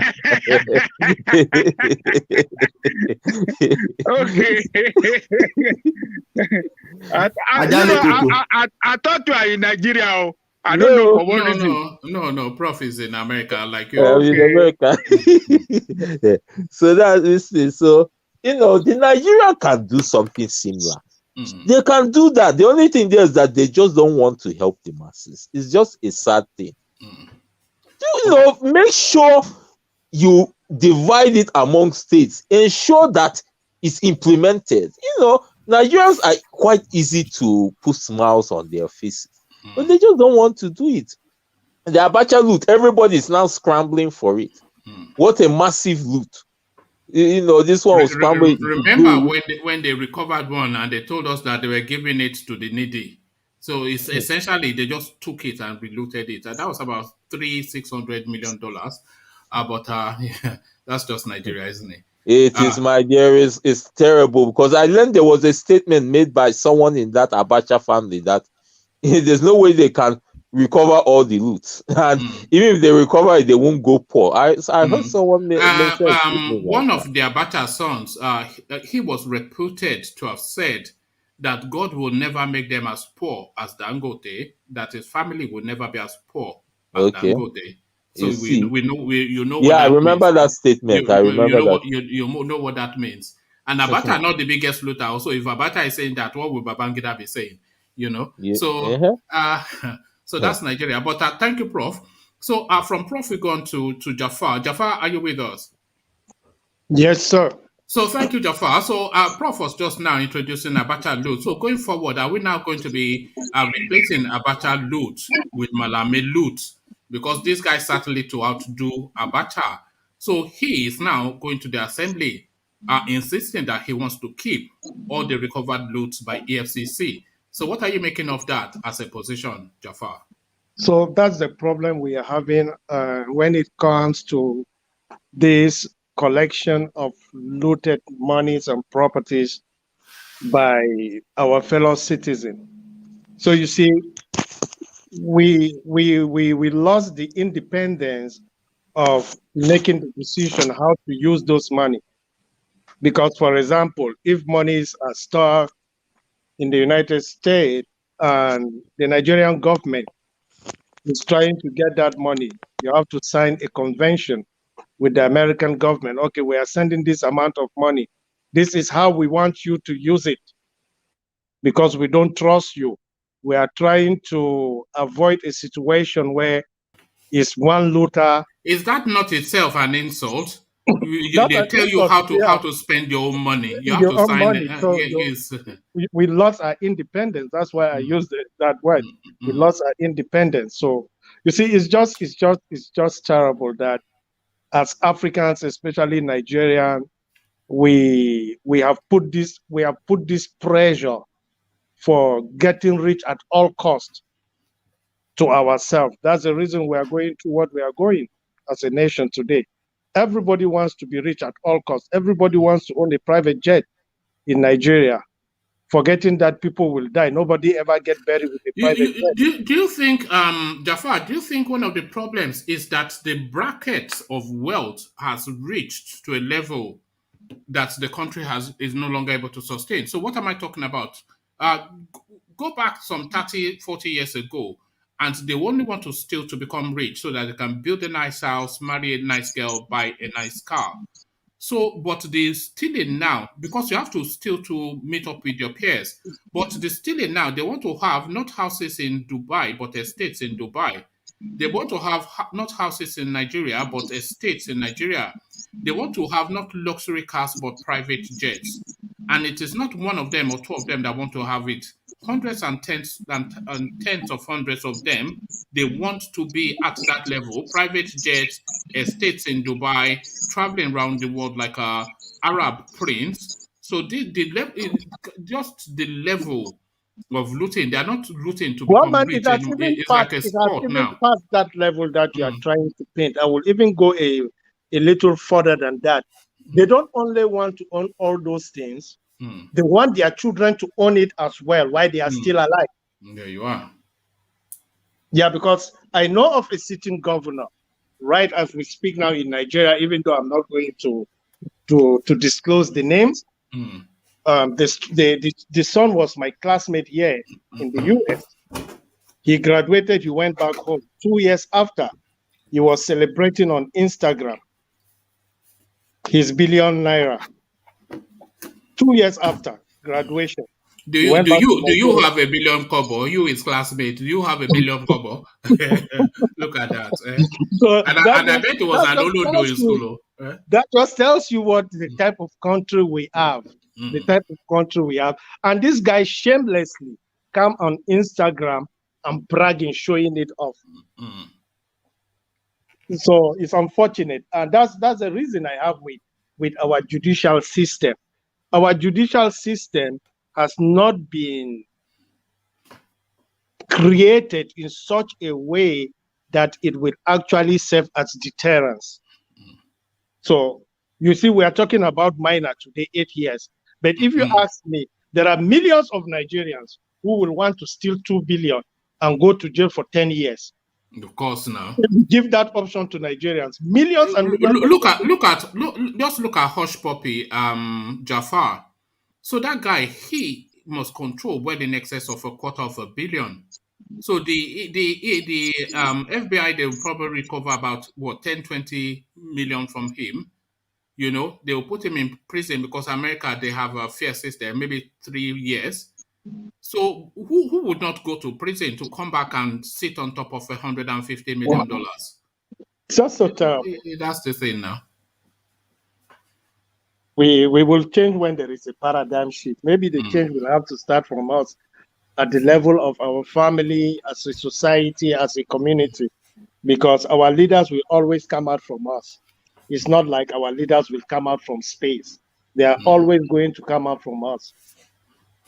It doesn't look as though that change is taking effect in elections because there was a real build-up to the Anambra election. I'm sure you, a political observer and an analyst as well, Jafar, you would have been monitoring that space. The build-up to Anambra election is that is the election even going to take place? Is there going to be violence, etc., etc.? So all of those apprehensions thankfully did not come to play. A very low turnout, but nevertheless, a reasonably decent, peaceful election took place. A winner has emerged, or has he? You know, APC threatening the Uzodinma strategy, INEC suspending the results, Ahiala local government still in play, and Soludo is putting the cork back on the champagne. What are you making then of that space, Jafar? I think it would be a waste of time. I don't think the national level of the APC will want to go that route. I just want to believe maybe this is just Anambra local politics. If the APC chairperson from Anambra State, I think he's just grandstanding and on that space, because I don't see how mathematically is it possible for them to overtake. It is mathematically possible because Soludo's lead on PDP is 52,000 and the registered vote in the local government area is 143,000. So quite comfortably he can be overturned. Not really, because it's not like, are you going one? You are not sure of a 100% participation in the election tomorrow. That's the first question. And even if 100% came out to vote, are you sure all are going to vote one party? The vote will definitely be scattered.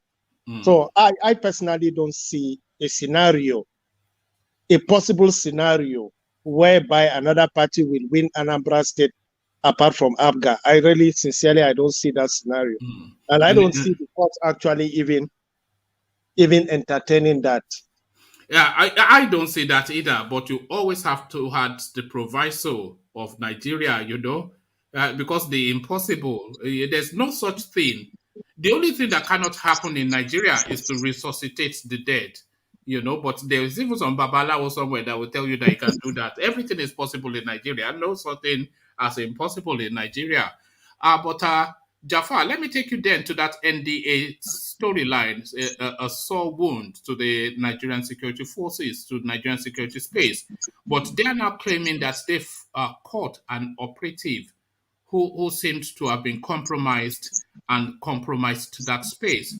So some Solomon something or the other naval Air Force officer, they are saying. But does that story seem too vague and fanciful that some centenary or whatever they are called in Yola State is the one that is the arrowhead of the NDA invasion? So what are you making of this story being put out about that? I'm not surprised because Honorable Kazaure has said it in the National Assembly over and over that, the bandits, Boko Haram, and a lot of criminal elements have infiltrated Nigerian security apparatus. So I'm not surprised at all. I'm not. Okay.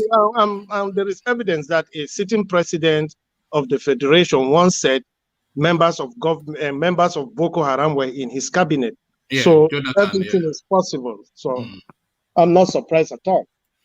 Okay, taking you back still to that Maina space, Jafar. So the judgment came in 61 years, and you say good, lock him up for life. But then they said concurrently. So for every count, there's a judgment and a penalty. So when they say concurrently, that means they all run together.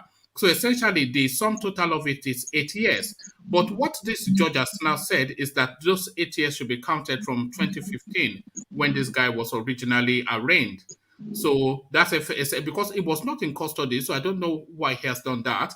So already we're discounting 6 years from that, which leaves 2 years, But then to add on to that, when this guy was now being taken from the court to the prison, to Kuje prison, in swoops EFCC to rearrest this person outside the due process of law. So what are you just making of that kamikaze thing that we do in Nigeria? So let me start by addressing the kamikaze style of the EFCC.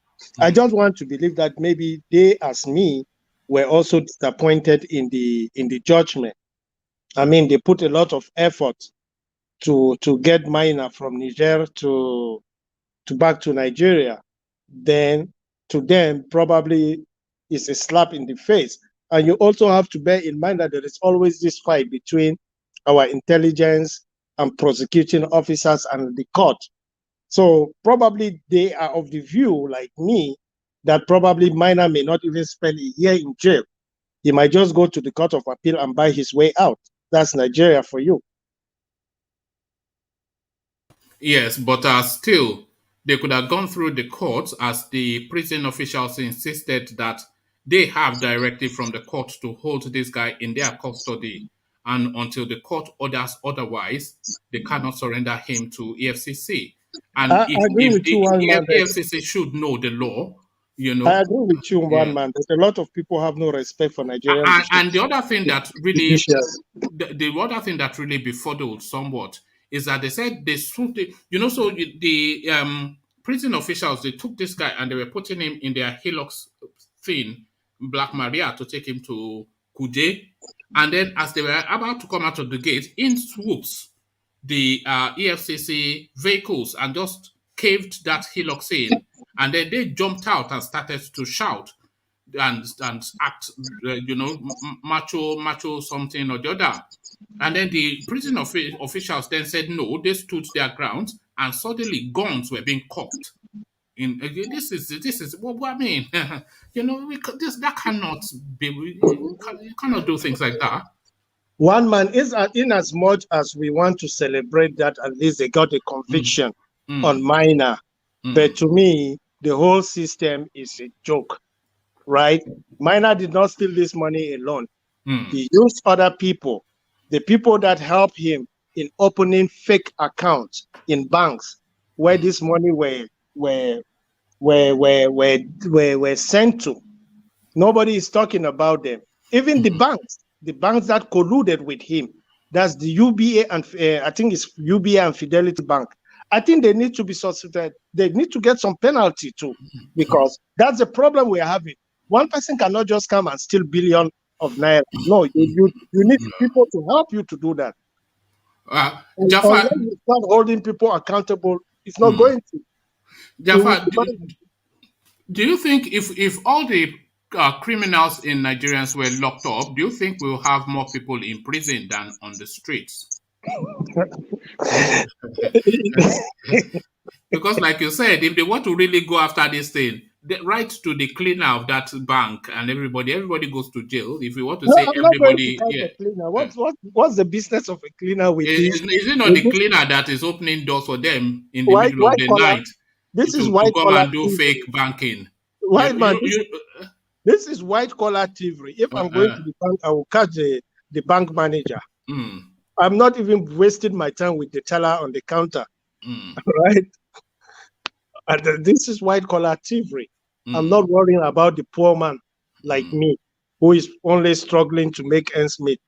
Like you said, we hear that's 2 billion and we think everything goes into his account, but by the time it settles all the way through, maybe he will get 800 million as Baba on top, But now the judgment now is asking him to pay all of it back. But that's the Nigerian system is corrupt top to toe.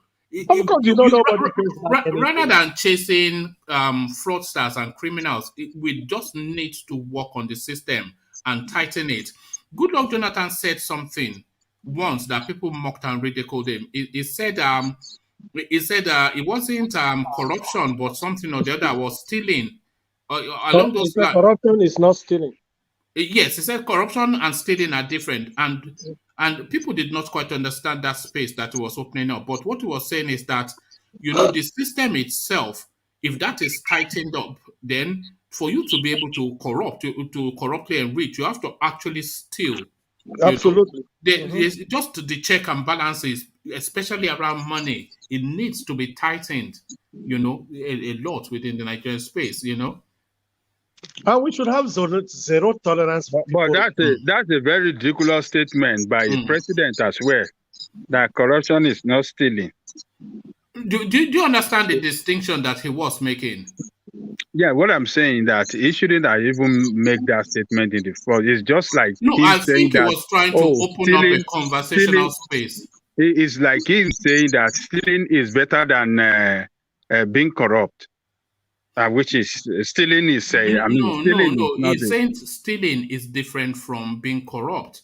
That people actually steal in Nigeria rather than corruptly enrich, because they circumvent the system in a crude manner to go and just help themselves. Well, we've seen instances, or we've heard of instances of presidents, etc., sending vans to central bank to be loaded up with money. So that's not stealing. That's not corruption. That's just stealing, isn't it? Because there's no cleverness to it. It's just stealing. Stealing and corruption, they are like brothers and sisters. They are two brothers. They goes together. So if you steal money in a place, the money like what Maina did, he stole the money that is meant for pensioners, and it was the correct system that allowed him to steal. Make it possible for him to steal such large sum of money. So corruption in the system give a lot of our politicians the leeway, to steal the resources of that country. So it's I don't really. They are bird of the same feather. I don't really want to. You know, when I was saying that Buhari is a missed opportunity, this is one of the things that I was saying. If reputationally the Buhari that we anticipated is the Buhari that we got, then he would have been the one to tackle that corruption. If that story that was sold us and that presentation of being a Spartan man, a strict disciplinarian, and a total anti-corruption man, if that story is actually how he is in government, he would have been that power base that we would have used to block off all of these people and block off all of these loopholes and deal with all of these people. But it's the total opposite of it's actually the most corrupt of all of the. It's just a real tragedy. It's a missed opportunity, this Buhari, in so many ways. You know, that's so one man. Before we move, I don't think any president with the present disposition can fight corruption in Nigeria. But Buhari is the most likely now. He is powerful as an individual. You can arrest anybody you want to arrest. You can only prosecute, right? They go to the court. They'll buy their way out. They buy their way out. That's why people don't go to jail in Nigeria. The law in Nigeria is for the rich. When you have money, you buy it. It's just you know but you know, I want to agree with woman. You see, if Buhari that anti-corruption status that he was bringing into government, if Buhari had started from day one showing to us that he's fighting corruption, using some people as an example. Scapegoats, yes. Scapegoats. Scapegoat 10 high-profile people and deal with them thoroughly. Everybody will straighten up. Instruct that EFCC man, the Attorney General, and those that know that we use law to catch up on this criminal we have. If he has, deploy whatever he's supposed to deploy from day one effectively, and the people start seeing action. Yes, you know that when he came in, the fear was there. Could have done that, because Goodluck Jonathan could not have done that because he's too weak. Obasanjo could have not done that because he was too feeble when he came in. No, Obasanjo even tried to do something. He even tried to some extent. Yeah, but he set up the EFCC, didn't he, Obasanjo? He set up the EFCC now. Yeah, but Buhari just reputationally and his status, he has the power to go and do that, but he just... The expectation was so high, and people was expecting to see something. But that guy got the direct opposite. He just it's just too weak. I don't know, maybe it's old age, Joe. No, Buhari is just too weak. No, I don't think the Buhari that we have now was the Buhari we had in the past. Yeah, the Buhari that we had in the past, it was not as tribal as this, and it was not as feeble as this. During the military regime, when they arrest you, you have to go and prove yourself innocent. So you have the responsibility to prove yourself innocent. But in democracy, no, you cannot arrest anybody until you have evidence of corruption. That's what the court said. The system is different. You can't operate. It's different. You're right. And our corrupt people, they know it. But Jafar, you cannot say they don't have evidences against these people. They are covering up themselves. You might have the evidence, but the court will tell you they don't have. So our court are the most. That's the area you have to start. If we are serious, man, we are in trouble, man. We have to start from the bench. We are in trouble. That's where we have to start. That's where the problem starts, at the bench. You can do all you want to do. When they go to the court, it's a different matter. You don't have power over there. It's Let me just give you an example. Look around the world. Hello, Jafar.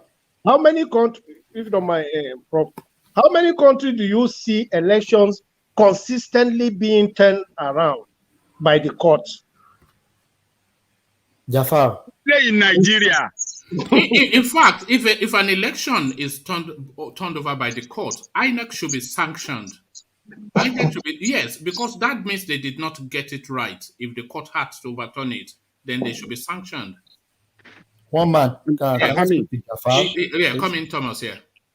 Oh, Jafar, are you rightly from the north?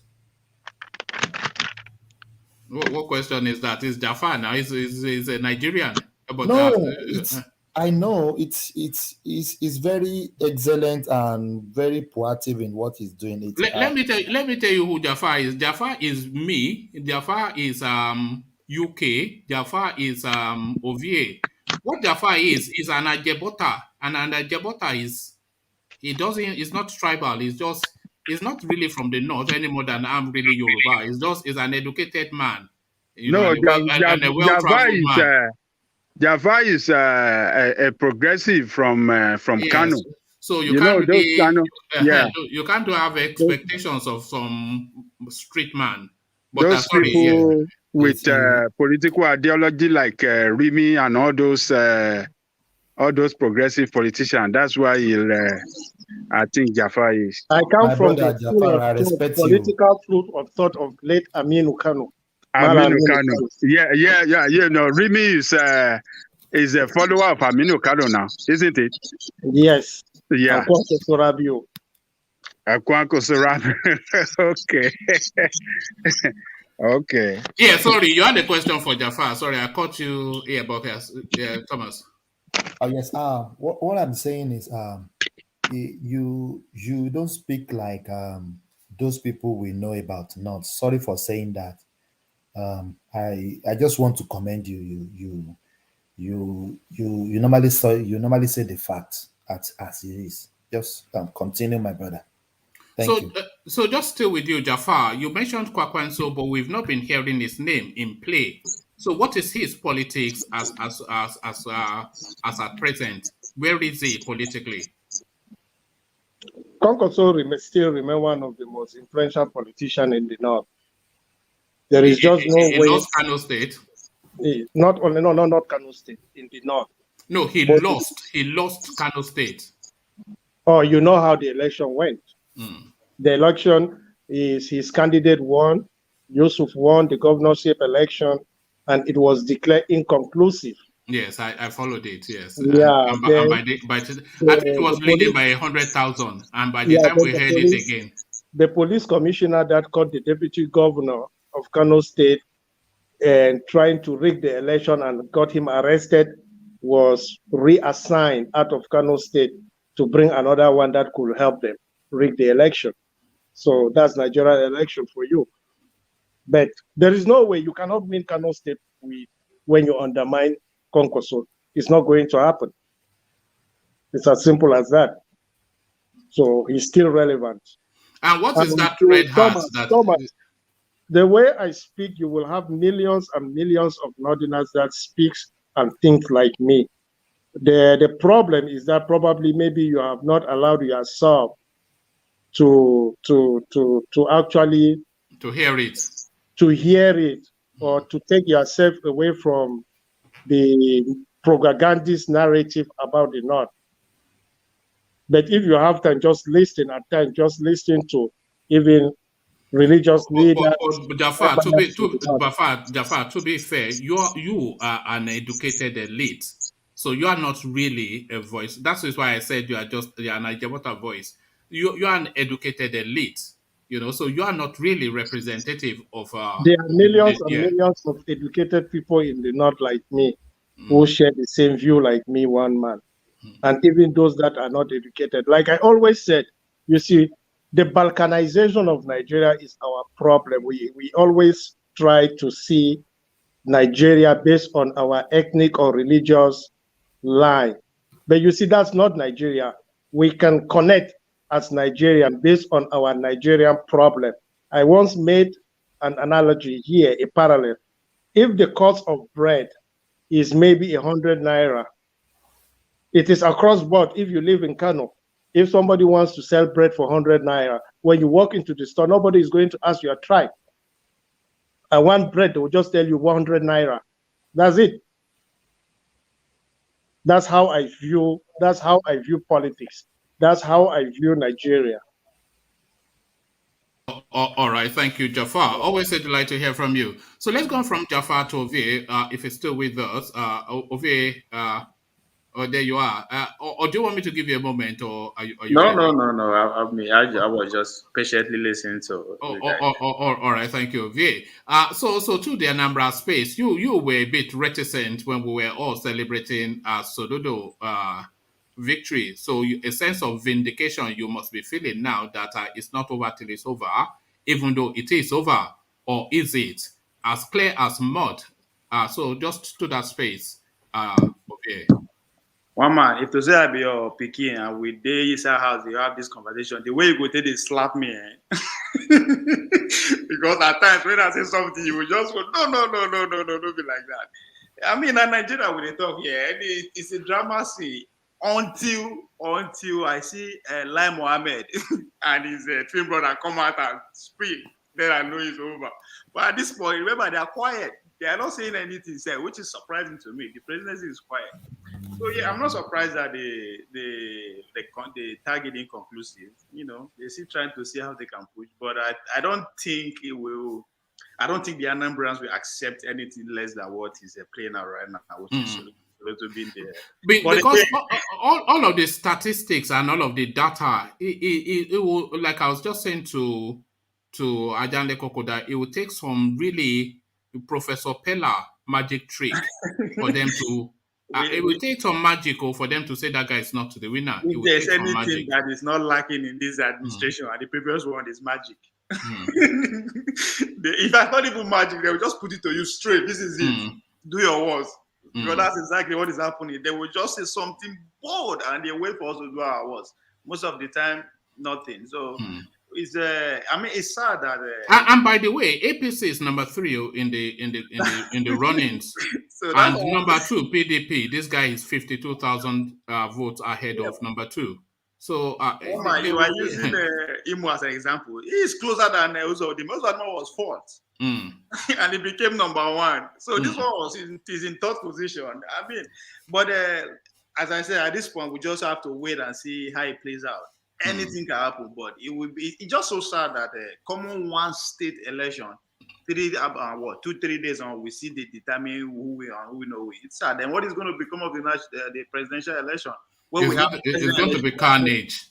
Maybe by 2024 they will declare president. And we see another multiple election with going along with that presidency. So it's just I hope this will bring us together inch by inch, because as the says goes, the fear of IPOB is the beginning of election or wisdom in that part of Nigeria as it is now. So we'll see how it goes. It just it's not over until it's over.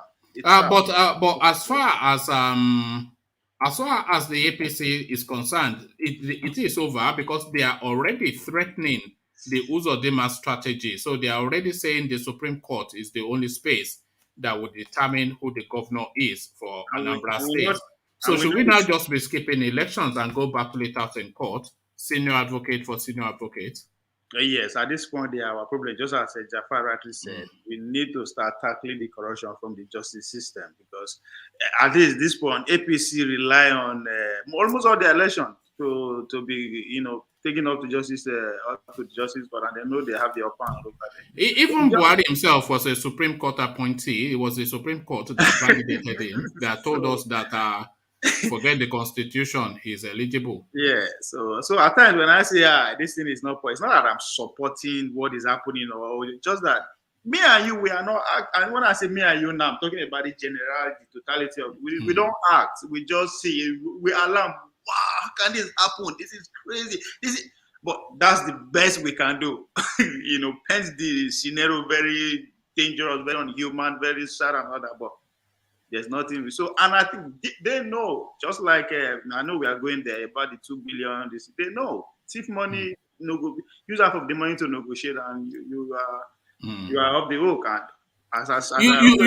they have a formula for corruption in Nigeria. They say steal, because they when they steal this money, they've already broken it down to what actually gets to belong to them. Yes. So they know that 40% will go towards the lawyers. They know that about 30% towards the lawyers, 15% towards bribery, and they keep 50%. So if you're stealing your 2 billion naira, you know that you're keeping 1 billion. Your senior advocates will take their fat fees, and the people that you need to bribe to keep the 1 billion naira. They will Just take like their cut too. So it has a formula. let me bring out your favorite space, which is the youth. And I think you guys, we are going back and forth. For how long are we going to continue like this? It's going to be a very long time, because if you go to the NSAS space right now, the argument that is going on is that they used 24 million to bail people that they were arrested during the protest. 24 million, that's what they use in bail that is free. People have been doing it over the years. Once you are illegally or arrested, you can go to and negotiate your way out. But these young folks, who most of them are younger than me, most of them are my age and all that, they say they spent 24 million to bail out people during 2 weeks of NSAS. So if you can if that kind of argument can be going on in that space now, then what? And these are the people that we expect them to be in charge in the next. Is that verified? Because you know that all those I mean, they are going back and forth within those people who are within the scheme. They are on. If you go to the arena, they are going back and forth with the allegation and all. I mean, for the fact that there's a discussion like that within that space, make the case be very sad. These are young people who are fighting the elders of corruption, but they are following the same footsteps. So it's sad. Now, I think just if I want to round up this space with our doctor, right, Dr. Oluloyo, the lady, the journalist, always said that Nigerians are smart but not intelligent. So how did she break that down? What's the breakdown of that statement? Because of what is happening, the smartest is that we the masses are very smart in dictating, analyzing, putting everything that is happening. But how do we go around it and put an head or to even fight it is where the problem is. I think but that's the other way around, isn't it? Nigerians are intelligent, not smart. Not smart. Yeah. Okay. Yeah. Maybe I misquoted her wrong, but no. She got it wrong, almost probably. But I'm happy that you get what I'm trying to put. Yeah, but I still don't agree substantially. That's just tautology. That's just play on words. But that's Kemi Olunloyo for you. She's always talking shit. I know. I actually figured her name because I know you. You know she's bipolar.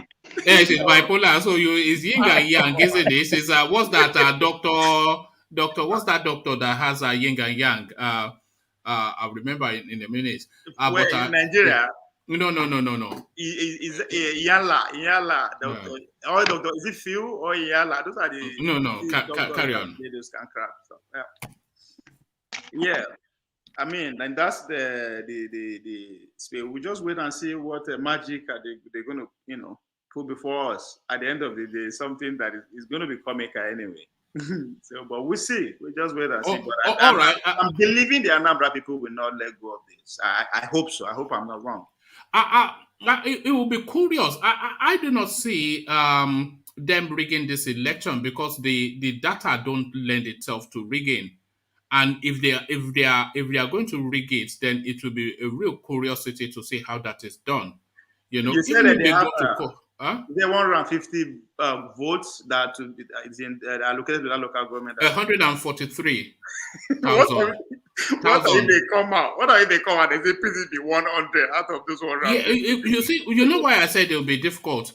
There are 21 local government areas in Anambra State, 20 already in, one outstanding. So out of the 20 already in, right across the board, the average voter turnout was about 10% of the registered voters. So even if we say double that turned up in this outstanding local government area, there are 143,000. So let's say even 3,000, because of what is 10% of 100, and let's say yes. The figures don't add up. It just doesn't. Yeah, even if they say 30,000 people turned out, that guy is 52,000 ahead. So if double turned out, which is about 30,000 thereabout approximately, and all of them, if you say they all voted for APC, that still does not. That guy's still a clear 20,000 plus. It will take some magic for them to rig this one. It will take some magic. I know, but magic is not. Magic is you can buy magic anywhere in Nigeria. And I said, if 9 can be greater than 19 in Port Harcourt during good luck Jonathan, and it stands. This is not a stance. That result stands. So yes, I totally see what you are, pointing out. I think everybody sees it. Even the judge that will eventually, even the INEC sees exactly what you are saying. But we'll see. It's only tomorrow, so hopefully tomorrow, Soludo can finally uncork that champagne.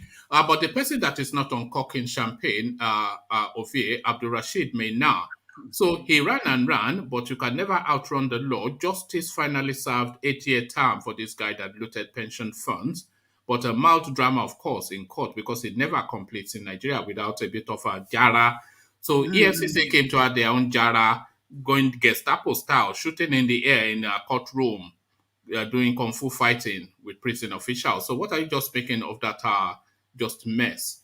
That was it was really a mess. I was ashamed watching the scuffle that went out at the High Court. I mean, was it videoed? Yeah, there are videos. There are videos there. It's just crazy that I mean, even the setting, how do we allow journalists to go that close in the first place? There's crowd and everywhere we're covering. But the man in question and the act, I wish it's something that we've never heard or seen before in that space. It's not new, and accurately we can actually predict what is going to be the outcome. All of us. that's how normal it is in that space. 2 billion is I don't care what they say. That's a lot of money. If I have that, I don't think I'll be speaking from America. I'll be in also of my village joining this conversation. But again, we say, I mean, Jafar actually put it just for him to go back and pay all that needed to be paid, and he will stay out of jail. But already they already calculating his jail time to be 6 years, and it started from 2019. So it's always it's halfway through his sentence already. But I think the big issue there is that how do we make sure it doesn't happen again on that next administration? But it's already happening now. All this ABUBAKAR Malami story that we do every day. So the looting continues. Nothing's changed. I mean, so there just should be a way to stop. I know it's going to take time, and the way they are doing it is kind of sophisticated. I mean, if I want to go back a little bit to our former Speaker of the House, our youth speaker, Bankole. If you remember the allegation against Bankole that he stole a lot of money, but what he did was he carried everybody along. If they go London, go do birthday, make sure carry 2, 3, 4, 5. You know who actually developed that template? It was Babangida. Babangida will corrupt every single person around him, so that when that story then breaks, then who is there to come and lock him up? Is it you that I stole $100 and I gave you 30? I think now they chop alone, they actually go jail or suffer within the Nigerian space. If you take the money and shockingly who will need to be paid off, of course you are going to. And I think that's my suspect again. This guy, maybe get person where you never give, or there's something. If not, I'm surprised they are dragging him like this with that money. I think maybe it just didn't have enough of an influence, and they just needed somebody as an example, and it's just an example. It probably wasn't connected enough to have extricated himself from the. I expect this to be happening after the election. That if NBC is not win, just like what they did to PDP when they came. I think they just gave him a soft landing. Okay. Look at it. It's just a soft landing. He's not going to spend 2 years in jail. No. Who would not get 2 billion to spend 2 years in jail, for goodness sake? Exactly. Nobody. I won't do that. And I think that's why he came out. That guy with 2 billion in his hand, I want to see me. I think they must have talked to the right power to say, okay, don't know what they come out. We'll go scaffold him before you'll be about. That's a good deal, man. 2 billion naira just like that for no reason. That's a good deal. You see, that guy is not smart. Using that term, but it is what it is. He's not smart. He took too much. It's like he took everything out of the account in his ministry or department, and didn't pay out. What they do normally is that they will, let's say the total amount for those workers or for those pensioners is 100 naira. They can still 25 or 30, 1/3 of it, and they be paying, doing some delay, paying like 6 out of 10, in a year. And they won't feel it much. But he took everything, emptied the wallet, and nothing to pay. And I believe people cried to heaven, and that is why they swung into action, the investigation. And then even know that, hey, this investigation is coming on him, and that's why he fled. So he took more than he's supposed to, because he cannot only, in every ministry, he must have done it with the chief accountant of that ministry and with some other officer or the permanent secretary. There's no way he would have done it. He would have done it, but he took too much. He took more than he's supposed to do, and that was what got him into trouble. Exactly, Coco, you are right. But one of the most recent reasons that got him into trouble is that he got into business that he was not supposed to. He tried to investigate powerful people, Otedola. And when you tried that in Nigeria, you are gone. You can't see 2 billion and they do you like this. Something was a horror story. That makes sense. Jafar, you mean the same guy? Do you mean that same guy? What did he say he did with Otedola? I missed that. He was trying to investigate them. No. Jafar, you know that Otedola is a real crook. You know that. He got Farouk in trouble. Otedola got Farouk in trouble. So Farouk is in jail now. Remember Farouk? Oh God, Nigeria. We don't have one chance. We have entered one chance in that country. That Jafar friends have that Kanu man. Yes. And Farouk was very popular in the assembly. He was an anti-corruption guy now. He was an anti-corruption guy. He looked like a future leader in that country, but I don't know. We don't know say na real Ubojole EV2. All right. Thank you.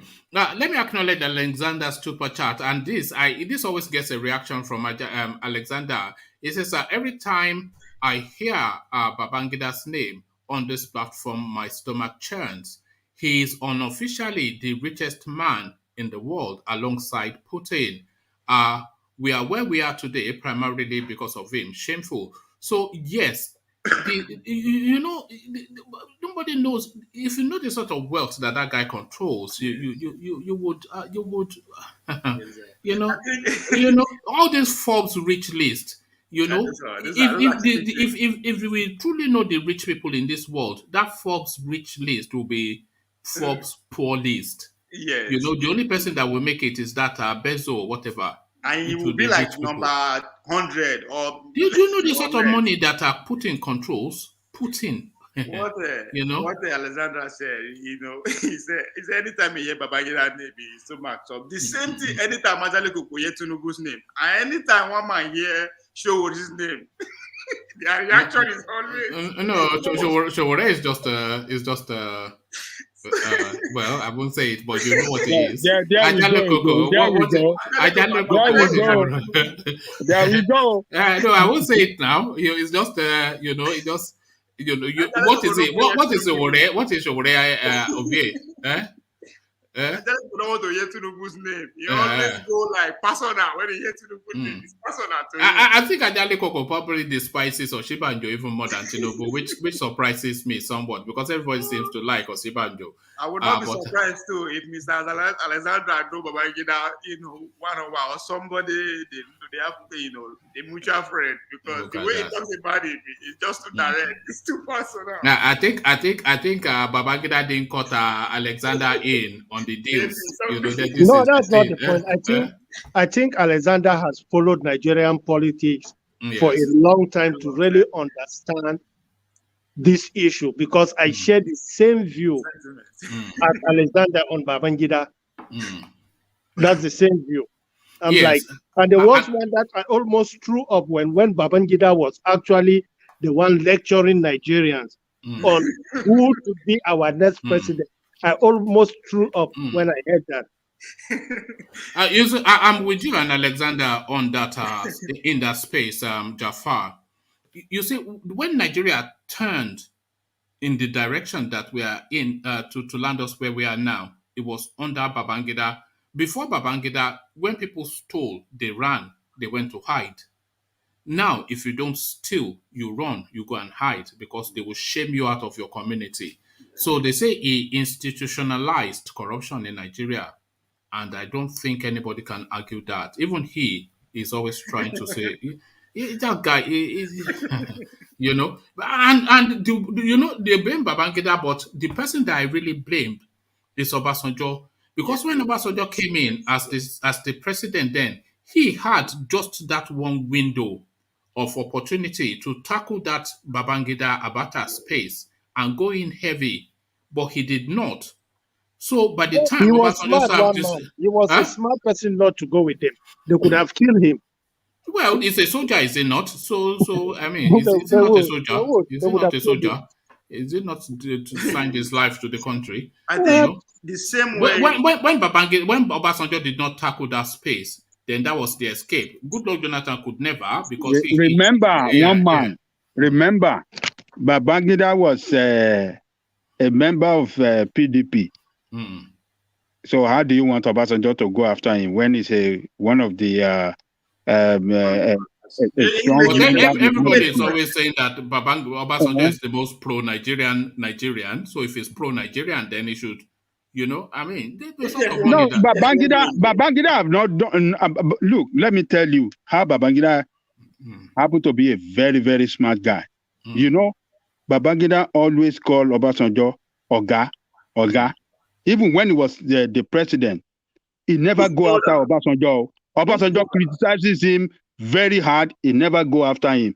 It was the crazy Abacha that did not care for anybody. He went after the most senior officers of him, Obasanjo and Yaradua. That was what killed Abacha. That was what killed him. He killed Yaradua in prison. He wanted to kill Obasanjo too. Abacha. So but Babangida was not like that. Babangida always respect the most senior officer and he give that respect to Yaradua, to Janjuma, to all of them. So I mean, when somebody respects you, you don't want to go after that person. And Babangida came in when we had, Obasanjo came in when we are facing a very serious political problem. The country was on its knees. Yes. If you had just the choice, just of one of two, so just one of two, and I know you don't like both of them, but just one of two. If you had to have Buhari as president or Babangida as president, which one would you go for? Ajanle Koko and then Ajanle Koko first, and then Jafar. No, none of them. No. Look at that. You have to choose one now. Yeah. No. If I choose any one of the two, I'm not doing good for myself. No, I will not go for any one of them. No. All right. I'd rather sit at home and I won't go for anyone. You follow hip hop, sit at home. You, Jafar. I would definitely choose Buhari. You choose Buhari over Babangida? Anytime. Really? Yeah. Because as corrupt as Babangida is, he's balanced and he's very clever. But Buhari, I'm sure even you will say that Buhari is not clever. No, I don't certainly think, not balanced. I don't think, you see, I don't want to, I want to factor circumstances. I mean, the well is not static. The well changes. It's dynamic. I mean, the Buhari came in government and inherited some issues, huge issues, which, frankly speaking, I don't think Babangida could have handled it better. I don't really. You don't think so? You don't think? Who do you think is cleverer, Babangida or Buhari? But Jafar, I agree. He came in and faced issues, but he didn't manage that issue well. He promised a lot, and he didn't do nothing. That's politics. People make a lot of promises. That is why we don't have to go for any one of. I mean, that kind of person. All right, but no, I would never choose Babangida over anybody. All right. Because I know he destroyed the country. Yes, I'll but be lying to myself. to that question, Jafar, who is cleverer, Buhari or Babangida? Cleverer. That's a tough one. That's a tough one. You don't want to That, give the answer because you no, know the answer. You look at that. that's a tough one because Eh. you see, Babangida is a malicious genius. So I don't want to say that's being a good genius. No. If you can only use your brain to take money from the poor, money you don't need, I'm not going to give you a hand clap for that. All right, thank you. I think Thomas wanted to address that question too. Thomas, did you want to address that question? Those two questions are, who would you have in situation now today, Babangida or Buhari, and who do you think is smarter, Babangida or Buhari? Thomas. I would still prefer Buhari to Babangida. When we are talking of corruption, that high BB, that man are evil genius, and it's very smart. It's smarter. Is smarter than Buhari? It's smarter than Buhari. So who would you rather have? A smart guy that is corrupt, or a Spartan guy that is unintelligent? I would prefer a smarter man that is corrupt. Buhari is zero. There is nothing to. Buhari is zero. Intelligence wise, in education, exposure, it's zero. It's just zero. It's zero. I prefer Babangida. All right. Thank you, Thomas. So back to you, Ovie. So address that question as well and wrap it up with this ABUBAKAR Malami space that is wanting to keep all of the recovered funds that the EFCC recovers. So to all of that, Ovie. Of course, I will pick Babangida. But again, I'll pick Buhari over Obasanjo. I think Obasanjo is the worst president Nigeria has ever had. To me, I don't even want to hear there's anything like that. You are not serious. Yeah, back to your peninsula again, Abi. You don't shark something. No. I know respect Obasanjo for if no be Obasanjo, you go have NDDC for your place. You go have 13% derivation for your place. What's in the talk? You know how much Babangida, even your own son, Jonathan, did nothing to you people over there. You said Obasanjo. Tell me why you don't go. I beg. Do you know how much Obasanjo left in the account of Nigeria when he left? Even though he leave, if you let me leave 3 trillion. Him personally, he's my worst president. That's no problem. Because one, OD, 1, Bakassi, 2, third term, 3. Sorry. What third term? It don't run away now. He started. He spent the whole second year trying to be the third time president. Who told you that? Who out there that came out? Kenny Namani, who was the who was the president of the Senate at that time, just brought out a book about it, and that book is all about his third-term agenda. So this one is not something that we want to say, oh, he did try or he tried. So there's a book out there. All right. So for these reasons, no. I know. All right. And to ABUBAKAR Malami wanting to keep all the recovered loans. That story reminds me of when me and my friend a couple of years ago went to attend a night vigil as a redeemed member there. When the night vigil was did you not come here to boast that you're an atheist all the time? So what are you doing at redeemed night vigil over here? Me growing up, I go all the churches. So you're not an atheist anymore, Abi? No, it's for me to speak against that religion. That means I have experience in it. So I know it's not. So yes, I was going to be church. Church home. I be environment and bomb. Even though my father has never been to one. So what I'm getting at, during that night vigil, me and my friend we came outside and we got into a fight. When the separators, the ushers came out from the church and took it inside one of the pastor's office for special treatment. While we are sitting there, we were in trouble though. But the first thing we asked was food. we ask for food to eat and water to drink. That's exactly what what's his name? Malami is doing. Just a couple of days ago, there's a case rally on your head about you invaded Justice Odili.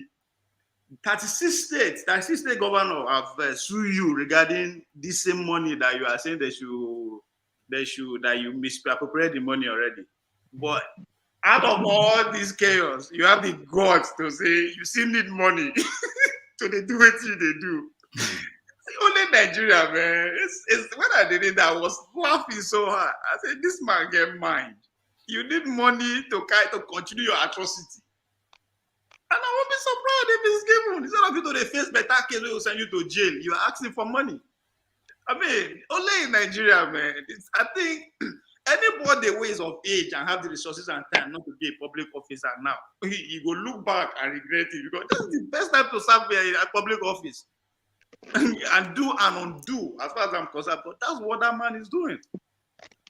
The whole world is accusing you of misappropriating the small one where you don't get. Still, you say me they give you money to. I mean, it doesn't. Only in Nigeria, as I say, only in Nigeria. I was reading it and the kind words that he's speaking now, very confident and as if nothing is happening, like with around him, like all is well. That's exactly what I'm seeing. And it's a sad. It just I will.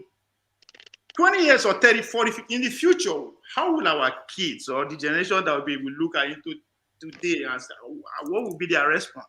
That we, people like us, and the rest who have attained all level of exposure and exposure, that this thing is happening before us, and we just play along as far as I'm concerned. So the man he know the space is serving, know the kind of people that he's dealing with. That's why he's doing all this. I mean, the judiciary is one area of that country that everybody know that they deserve need a reform. Even Java was making reference to it. But you there, just send. I beg, give me money, I need to grow. That's exactly what he's asking. Give me more money, I need more money to flex. We should give you money to go and drag the money that they've stolen so you can keep it to yourself. According to the way you phrase the headline, Mama, he need more money for himself. But we should give him money to go and get money for himself. That's exactly what he's asking for. Well, now only Nigeria anyway.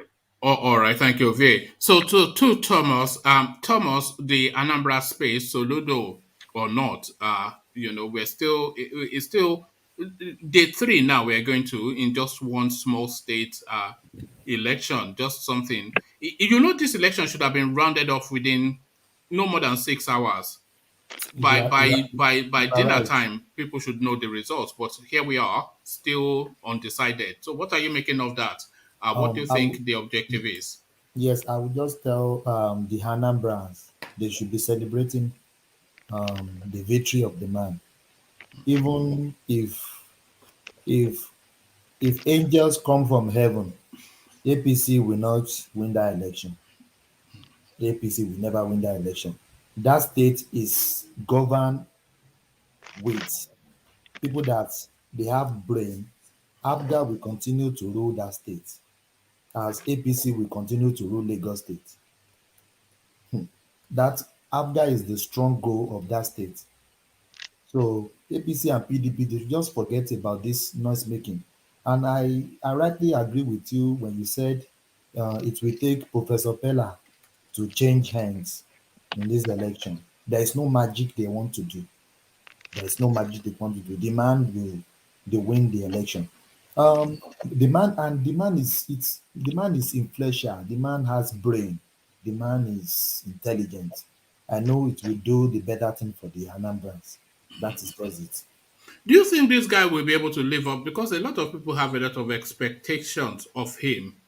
Do you think he will be able to carry that weight of expectation because even I have expectations of him, and I'm not even from that space. Yes, I have that expectation for him as well, and also I have regard for him as well. I think he will live to that expectation, hopefully, because when politician is coming in, their mouth is normally sweet. I will pull down. I will do this. $1 will go to 1 naira. but when they get there, they do otherwise. But I have I have a high expectation for him to deliver from the Anambrans. Oh, all right, thank you.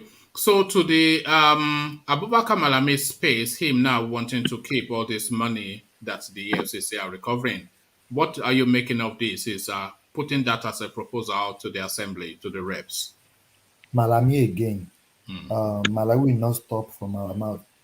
I said something yesterday. I said that man is the one ruling Nigeria. Buhari is just there like a puppet. That man has power.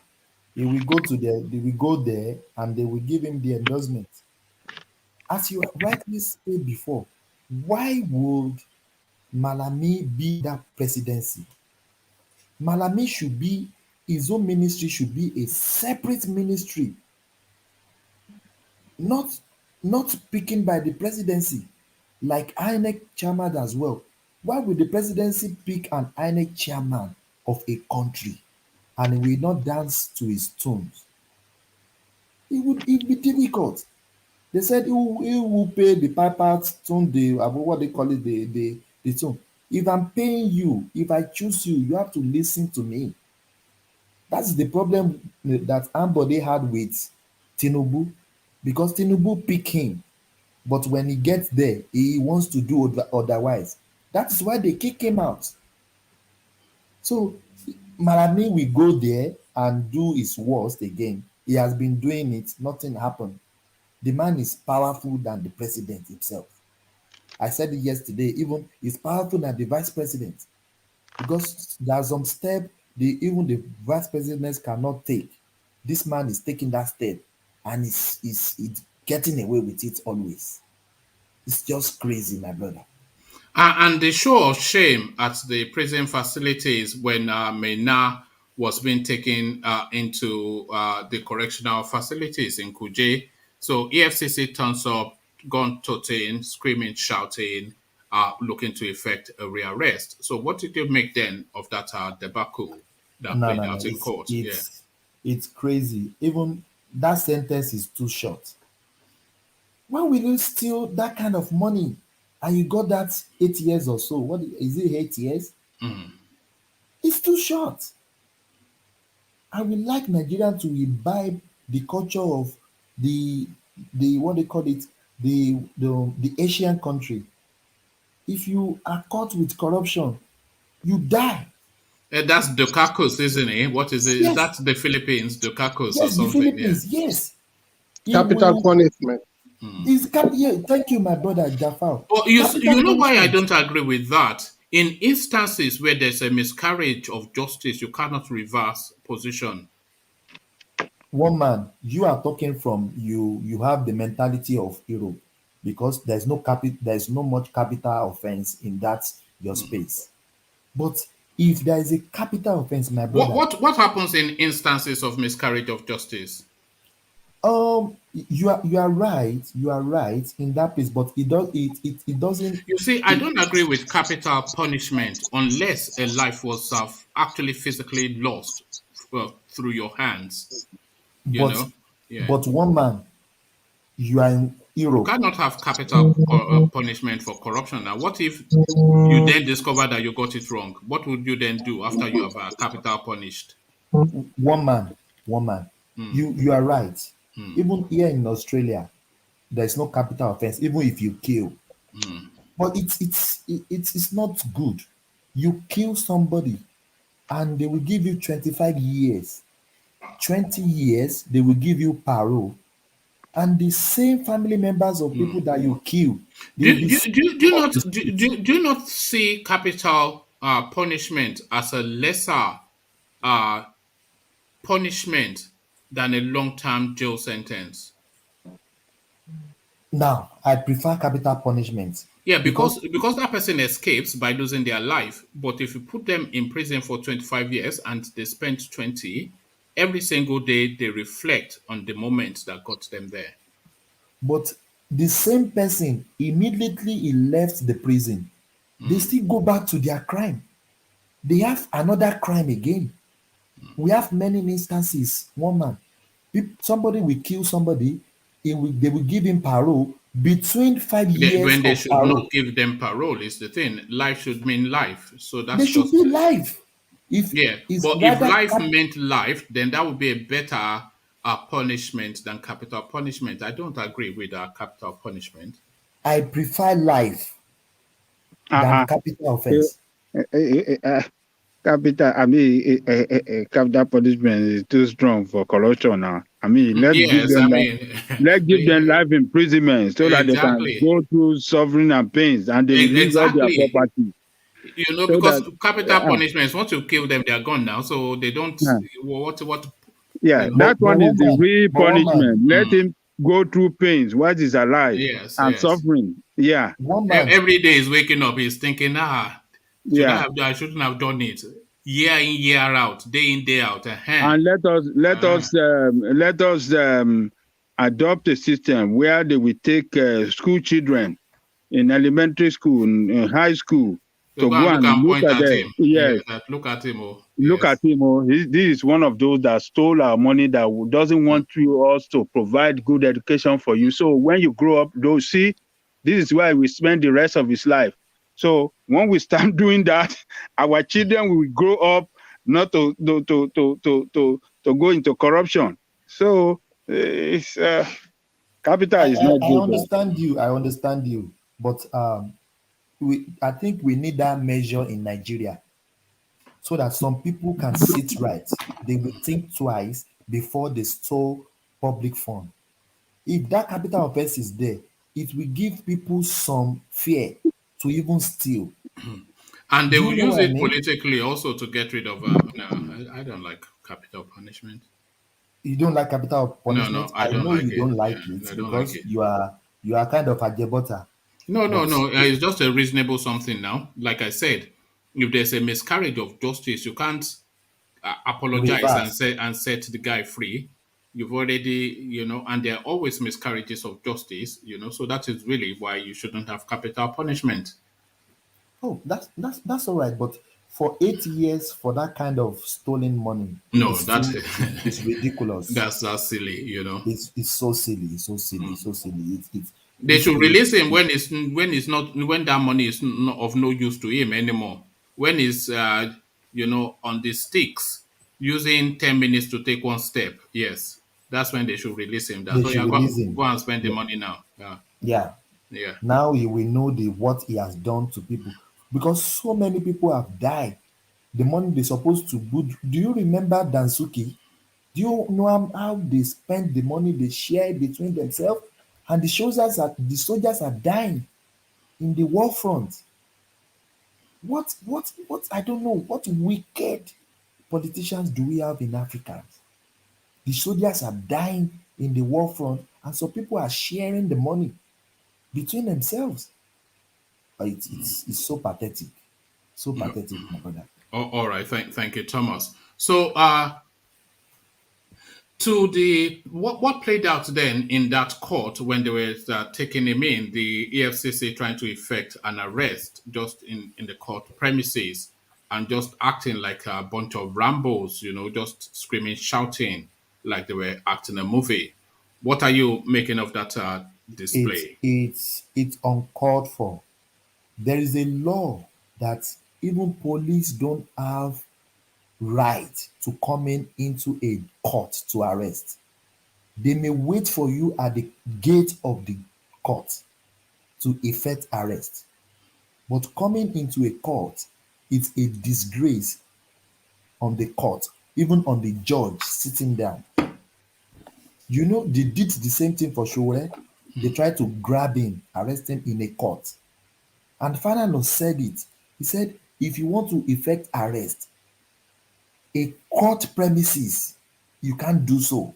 You can wait at the gate of the court premises, but in a court, you don't have rights to come into a court. It's just like you are in a in embassy of a country.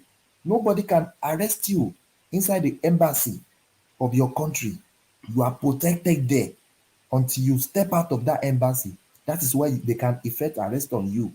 It's Nigeria now, it's lawless country. They did the same thing to Showore, but nobody Nobody sees it as big thing. That is why they did the same thing to this man. They should wait at the gate of the court to effect the arrest. They don't have the right to go into the court. I don't know whether I'm mistaken or I'm right, but I heard from Falana. He said you don't have the right. Police don't have the right to effect arrest inside any court in Nigeria. They are just crazy.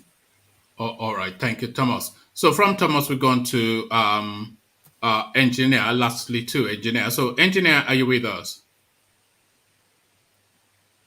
All right, I think we may well have lost engineer. So, we'll start to round off here, and we start to take closing remarks. We start from Ovie, we go to Jafar. We start from Ovie, we go to Thomas. We go to Jafar, and then Aseba Ajanle Koko. So, Ovie, just parting words. Man. Wow, parting word. We're talking about Maina election and sorry. Well, I mean, I think to round up in a minute, this is what we are witnessing now is it's something special. I think we will look back, we either look back to today, these days, and laugh, or and say, man, why do we wait this long before we act? Because these actors, they are actors I'm concerned, they know what they are doing, they are just playing their emotion, they know we cannot do anything. And you know, it will keep going. There's nothing that every day we'll come here tomorrow and talk of something ridiculous again. So at this point, it's on us, man. We're the citizen. Just like we were arguing about yesterday with abroad, what are we doing back home? How do we make sure we go back one impact? If we don't act now, it's all on us. So the question we should be asking ourselves, what are you doing? What am I doing? In terms of even sensitizing those that are not aware or not know what they're supposed to be doing. I think that's what we should be focused on. It's all on us. It's our country. We don't have any other country. Regardless of anywhere you live around the world, you will be addressed as Nigerian first, and you'll be treated as such. I don't care how successful, how educated, how exposed you are. In as far you are in Nigerian origin, you will receive that treatment. For that, I say ciao. Well, actually, all right. Thank you, VA. So thank you, VA. So from VA, we go on to Thomas, and we take your remarks. So Thomas, to you. Yeah. Thank you, everybody. Thank you, Woman, for having us. Thank you for people watching us from heavyweight. We respect you. We love you for watching us every time. What I'm just going to say that is, if Nigeria cannot work, if people are being marginalized in heavy quarters, the Southerner are shouting, everyone is shouting, the Easterner, everyone is shouting. If Nigeria cannot work, let everybody go their separate place. But I want Nigeria to work. I'm one Nigeria advocate. But if it can't work, let everybody go in separate place and everybody take care of their kids. Everybody take care of their people. That is what I will say. Thank you, woman. May God bless everybody. All right. Jafar, respect to you, my brother. All right. Thank you, Thomas. So to you, Jafar, then your words. Thank you, Thomas, for your nice word, and thank you, everybody. And I just want to appeal to fellow Nigerians that in as much as we have to hold our leaders accountable, but our focus should not always be within the federal government executive branch.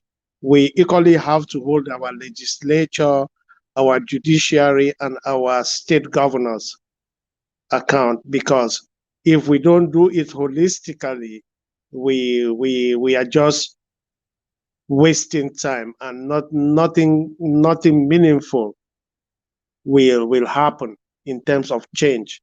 So we will continue to call out our leaders who we think are not doing well. When we do that, it's not because we don't like them or we hate them.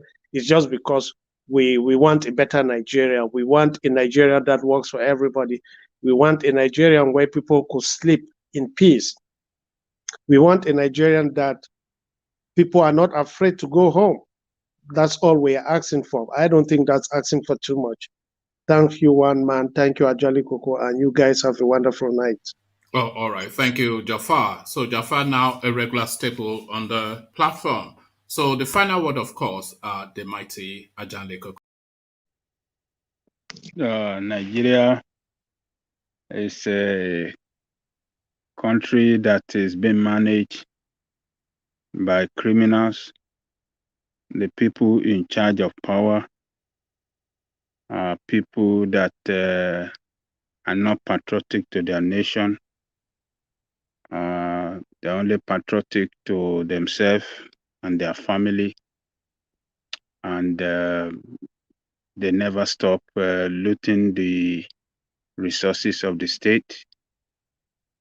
Every day, every year, every month, every year, they continue looting, and it's their habit. We, the people, have a very important task not to vote for any one of these two mainstream parties. This is my campaign. Now we continue to campaign that we, the people, should not vote for them. We should do away with our sentiment of liking these two useless parties, or sentiment of liking some of them. This Oshibajo is he will still do good. Oh yeah, it's not. No, they are all the same. They are in the same league. They are in the same team. They are the same people. So do away with them. Vote for small party. Vote for AAC or PRP or YPP or any small party. Vote for them. That is the only way we can rescue ourselves out of this mess. But if we continue to follow these two parties' propaganda and continue to vote for them, the more we vote for them, the more we are destroying not only our own future, but the future of the coming generation behind us. So I would like to end it here by urging everybody looking at us, watching us, listening to us from any part of the world to please subscribe to this channel, share, like, click the notification button so that you can get notified anytime 1 month when tomorrow is going on live. And to our brothers behind the scene, the chatting, yeah, all the strength of the platform. We really thank you all for staying with us all the way through from the beginning to the end. You are great guys. I salute you all. And I salute every other person that came on the platform with me today. Ovie, Thomas, Jafar, Engineer, and others that came. And big thanks to our big brother, one man, the real man that created the platform. I really thank you, one man. So good job. And tomorrow will surely be another day. Thank you, one man. All right, thank you, Ajahn Koko. So that was Ajahn Koko rounding it off as only he can. So I'll leave it there. Carry the conversation on within the conversation, but here I say peace.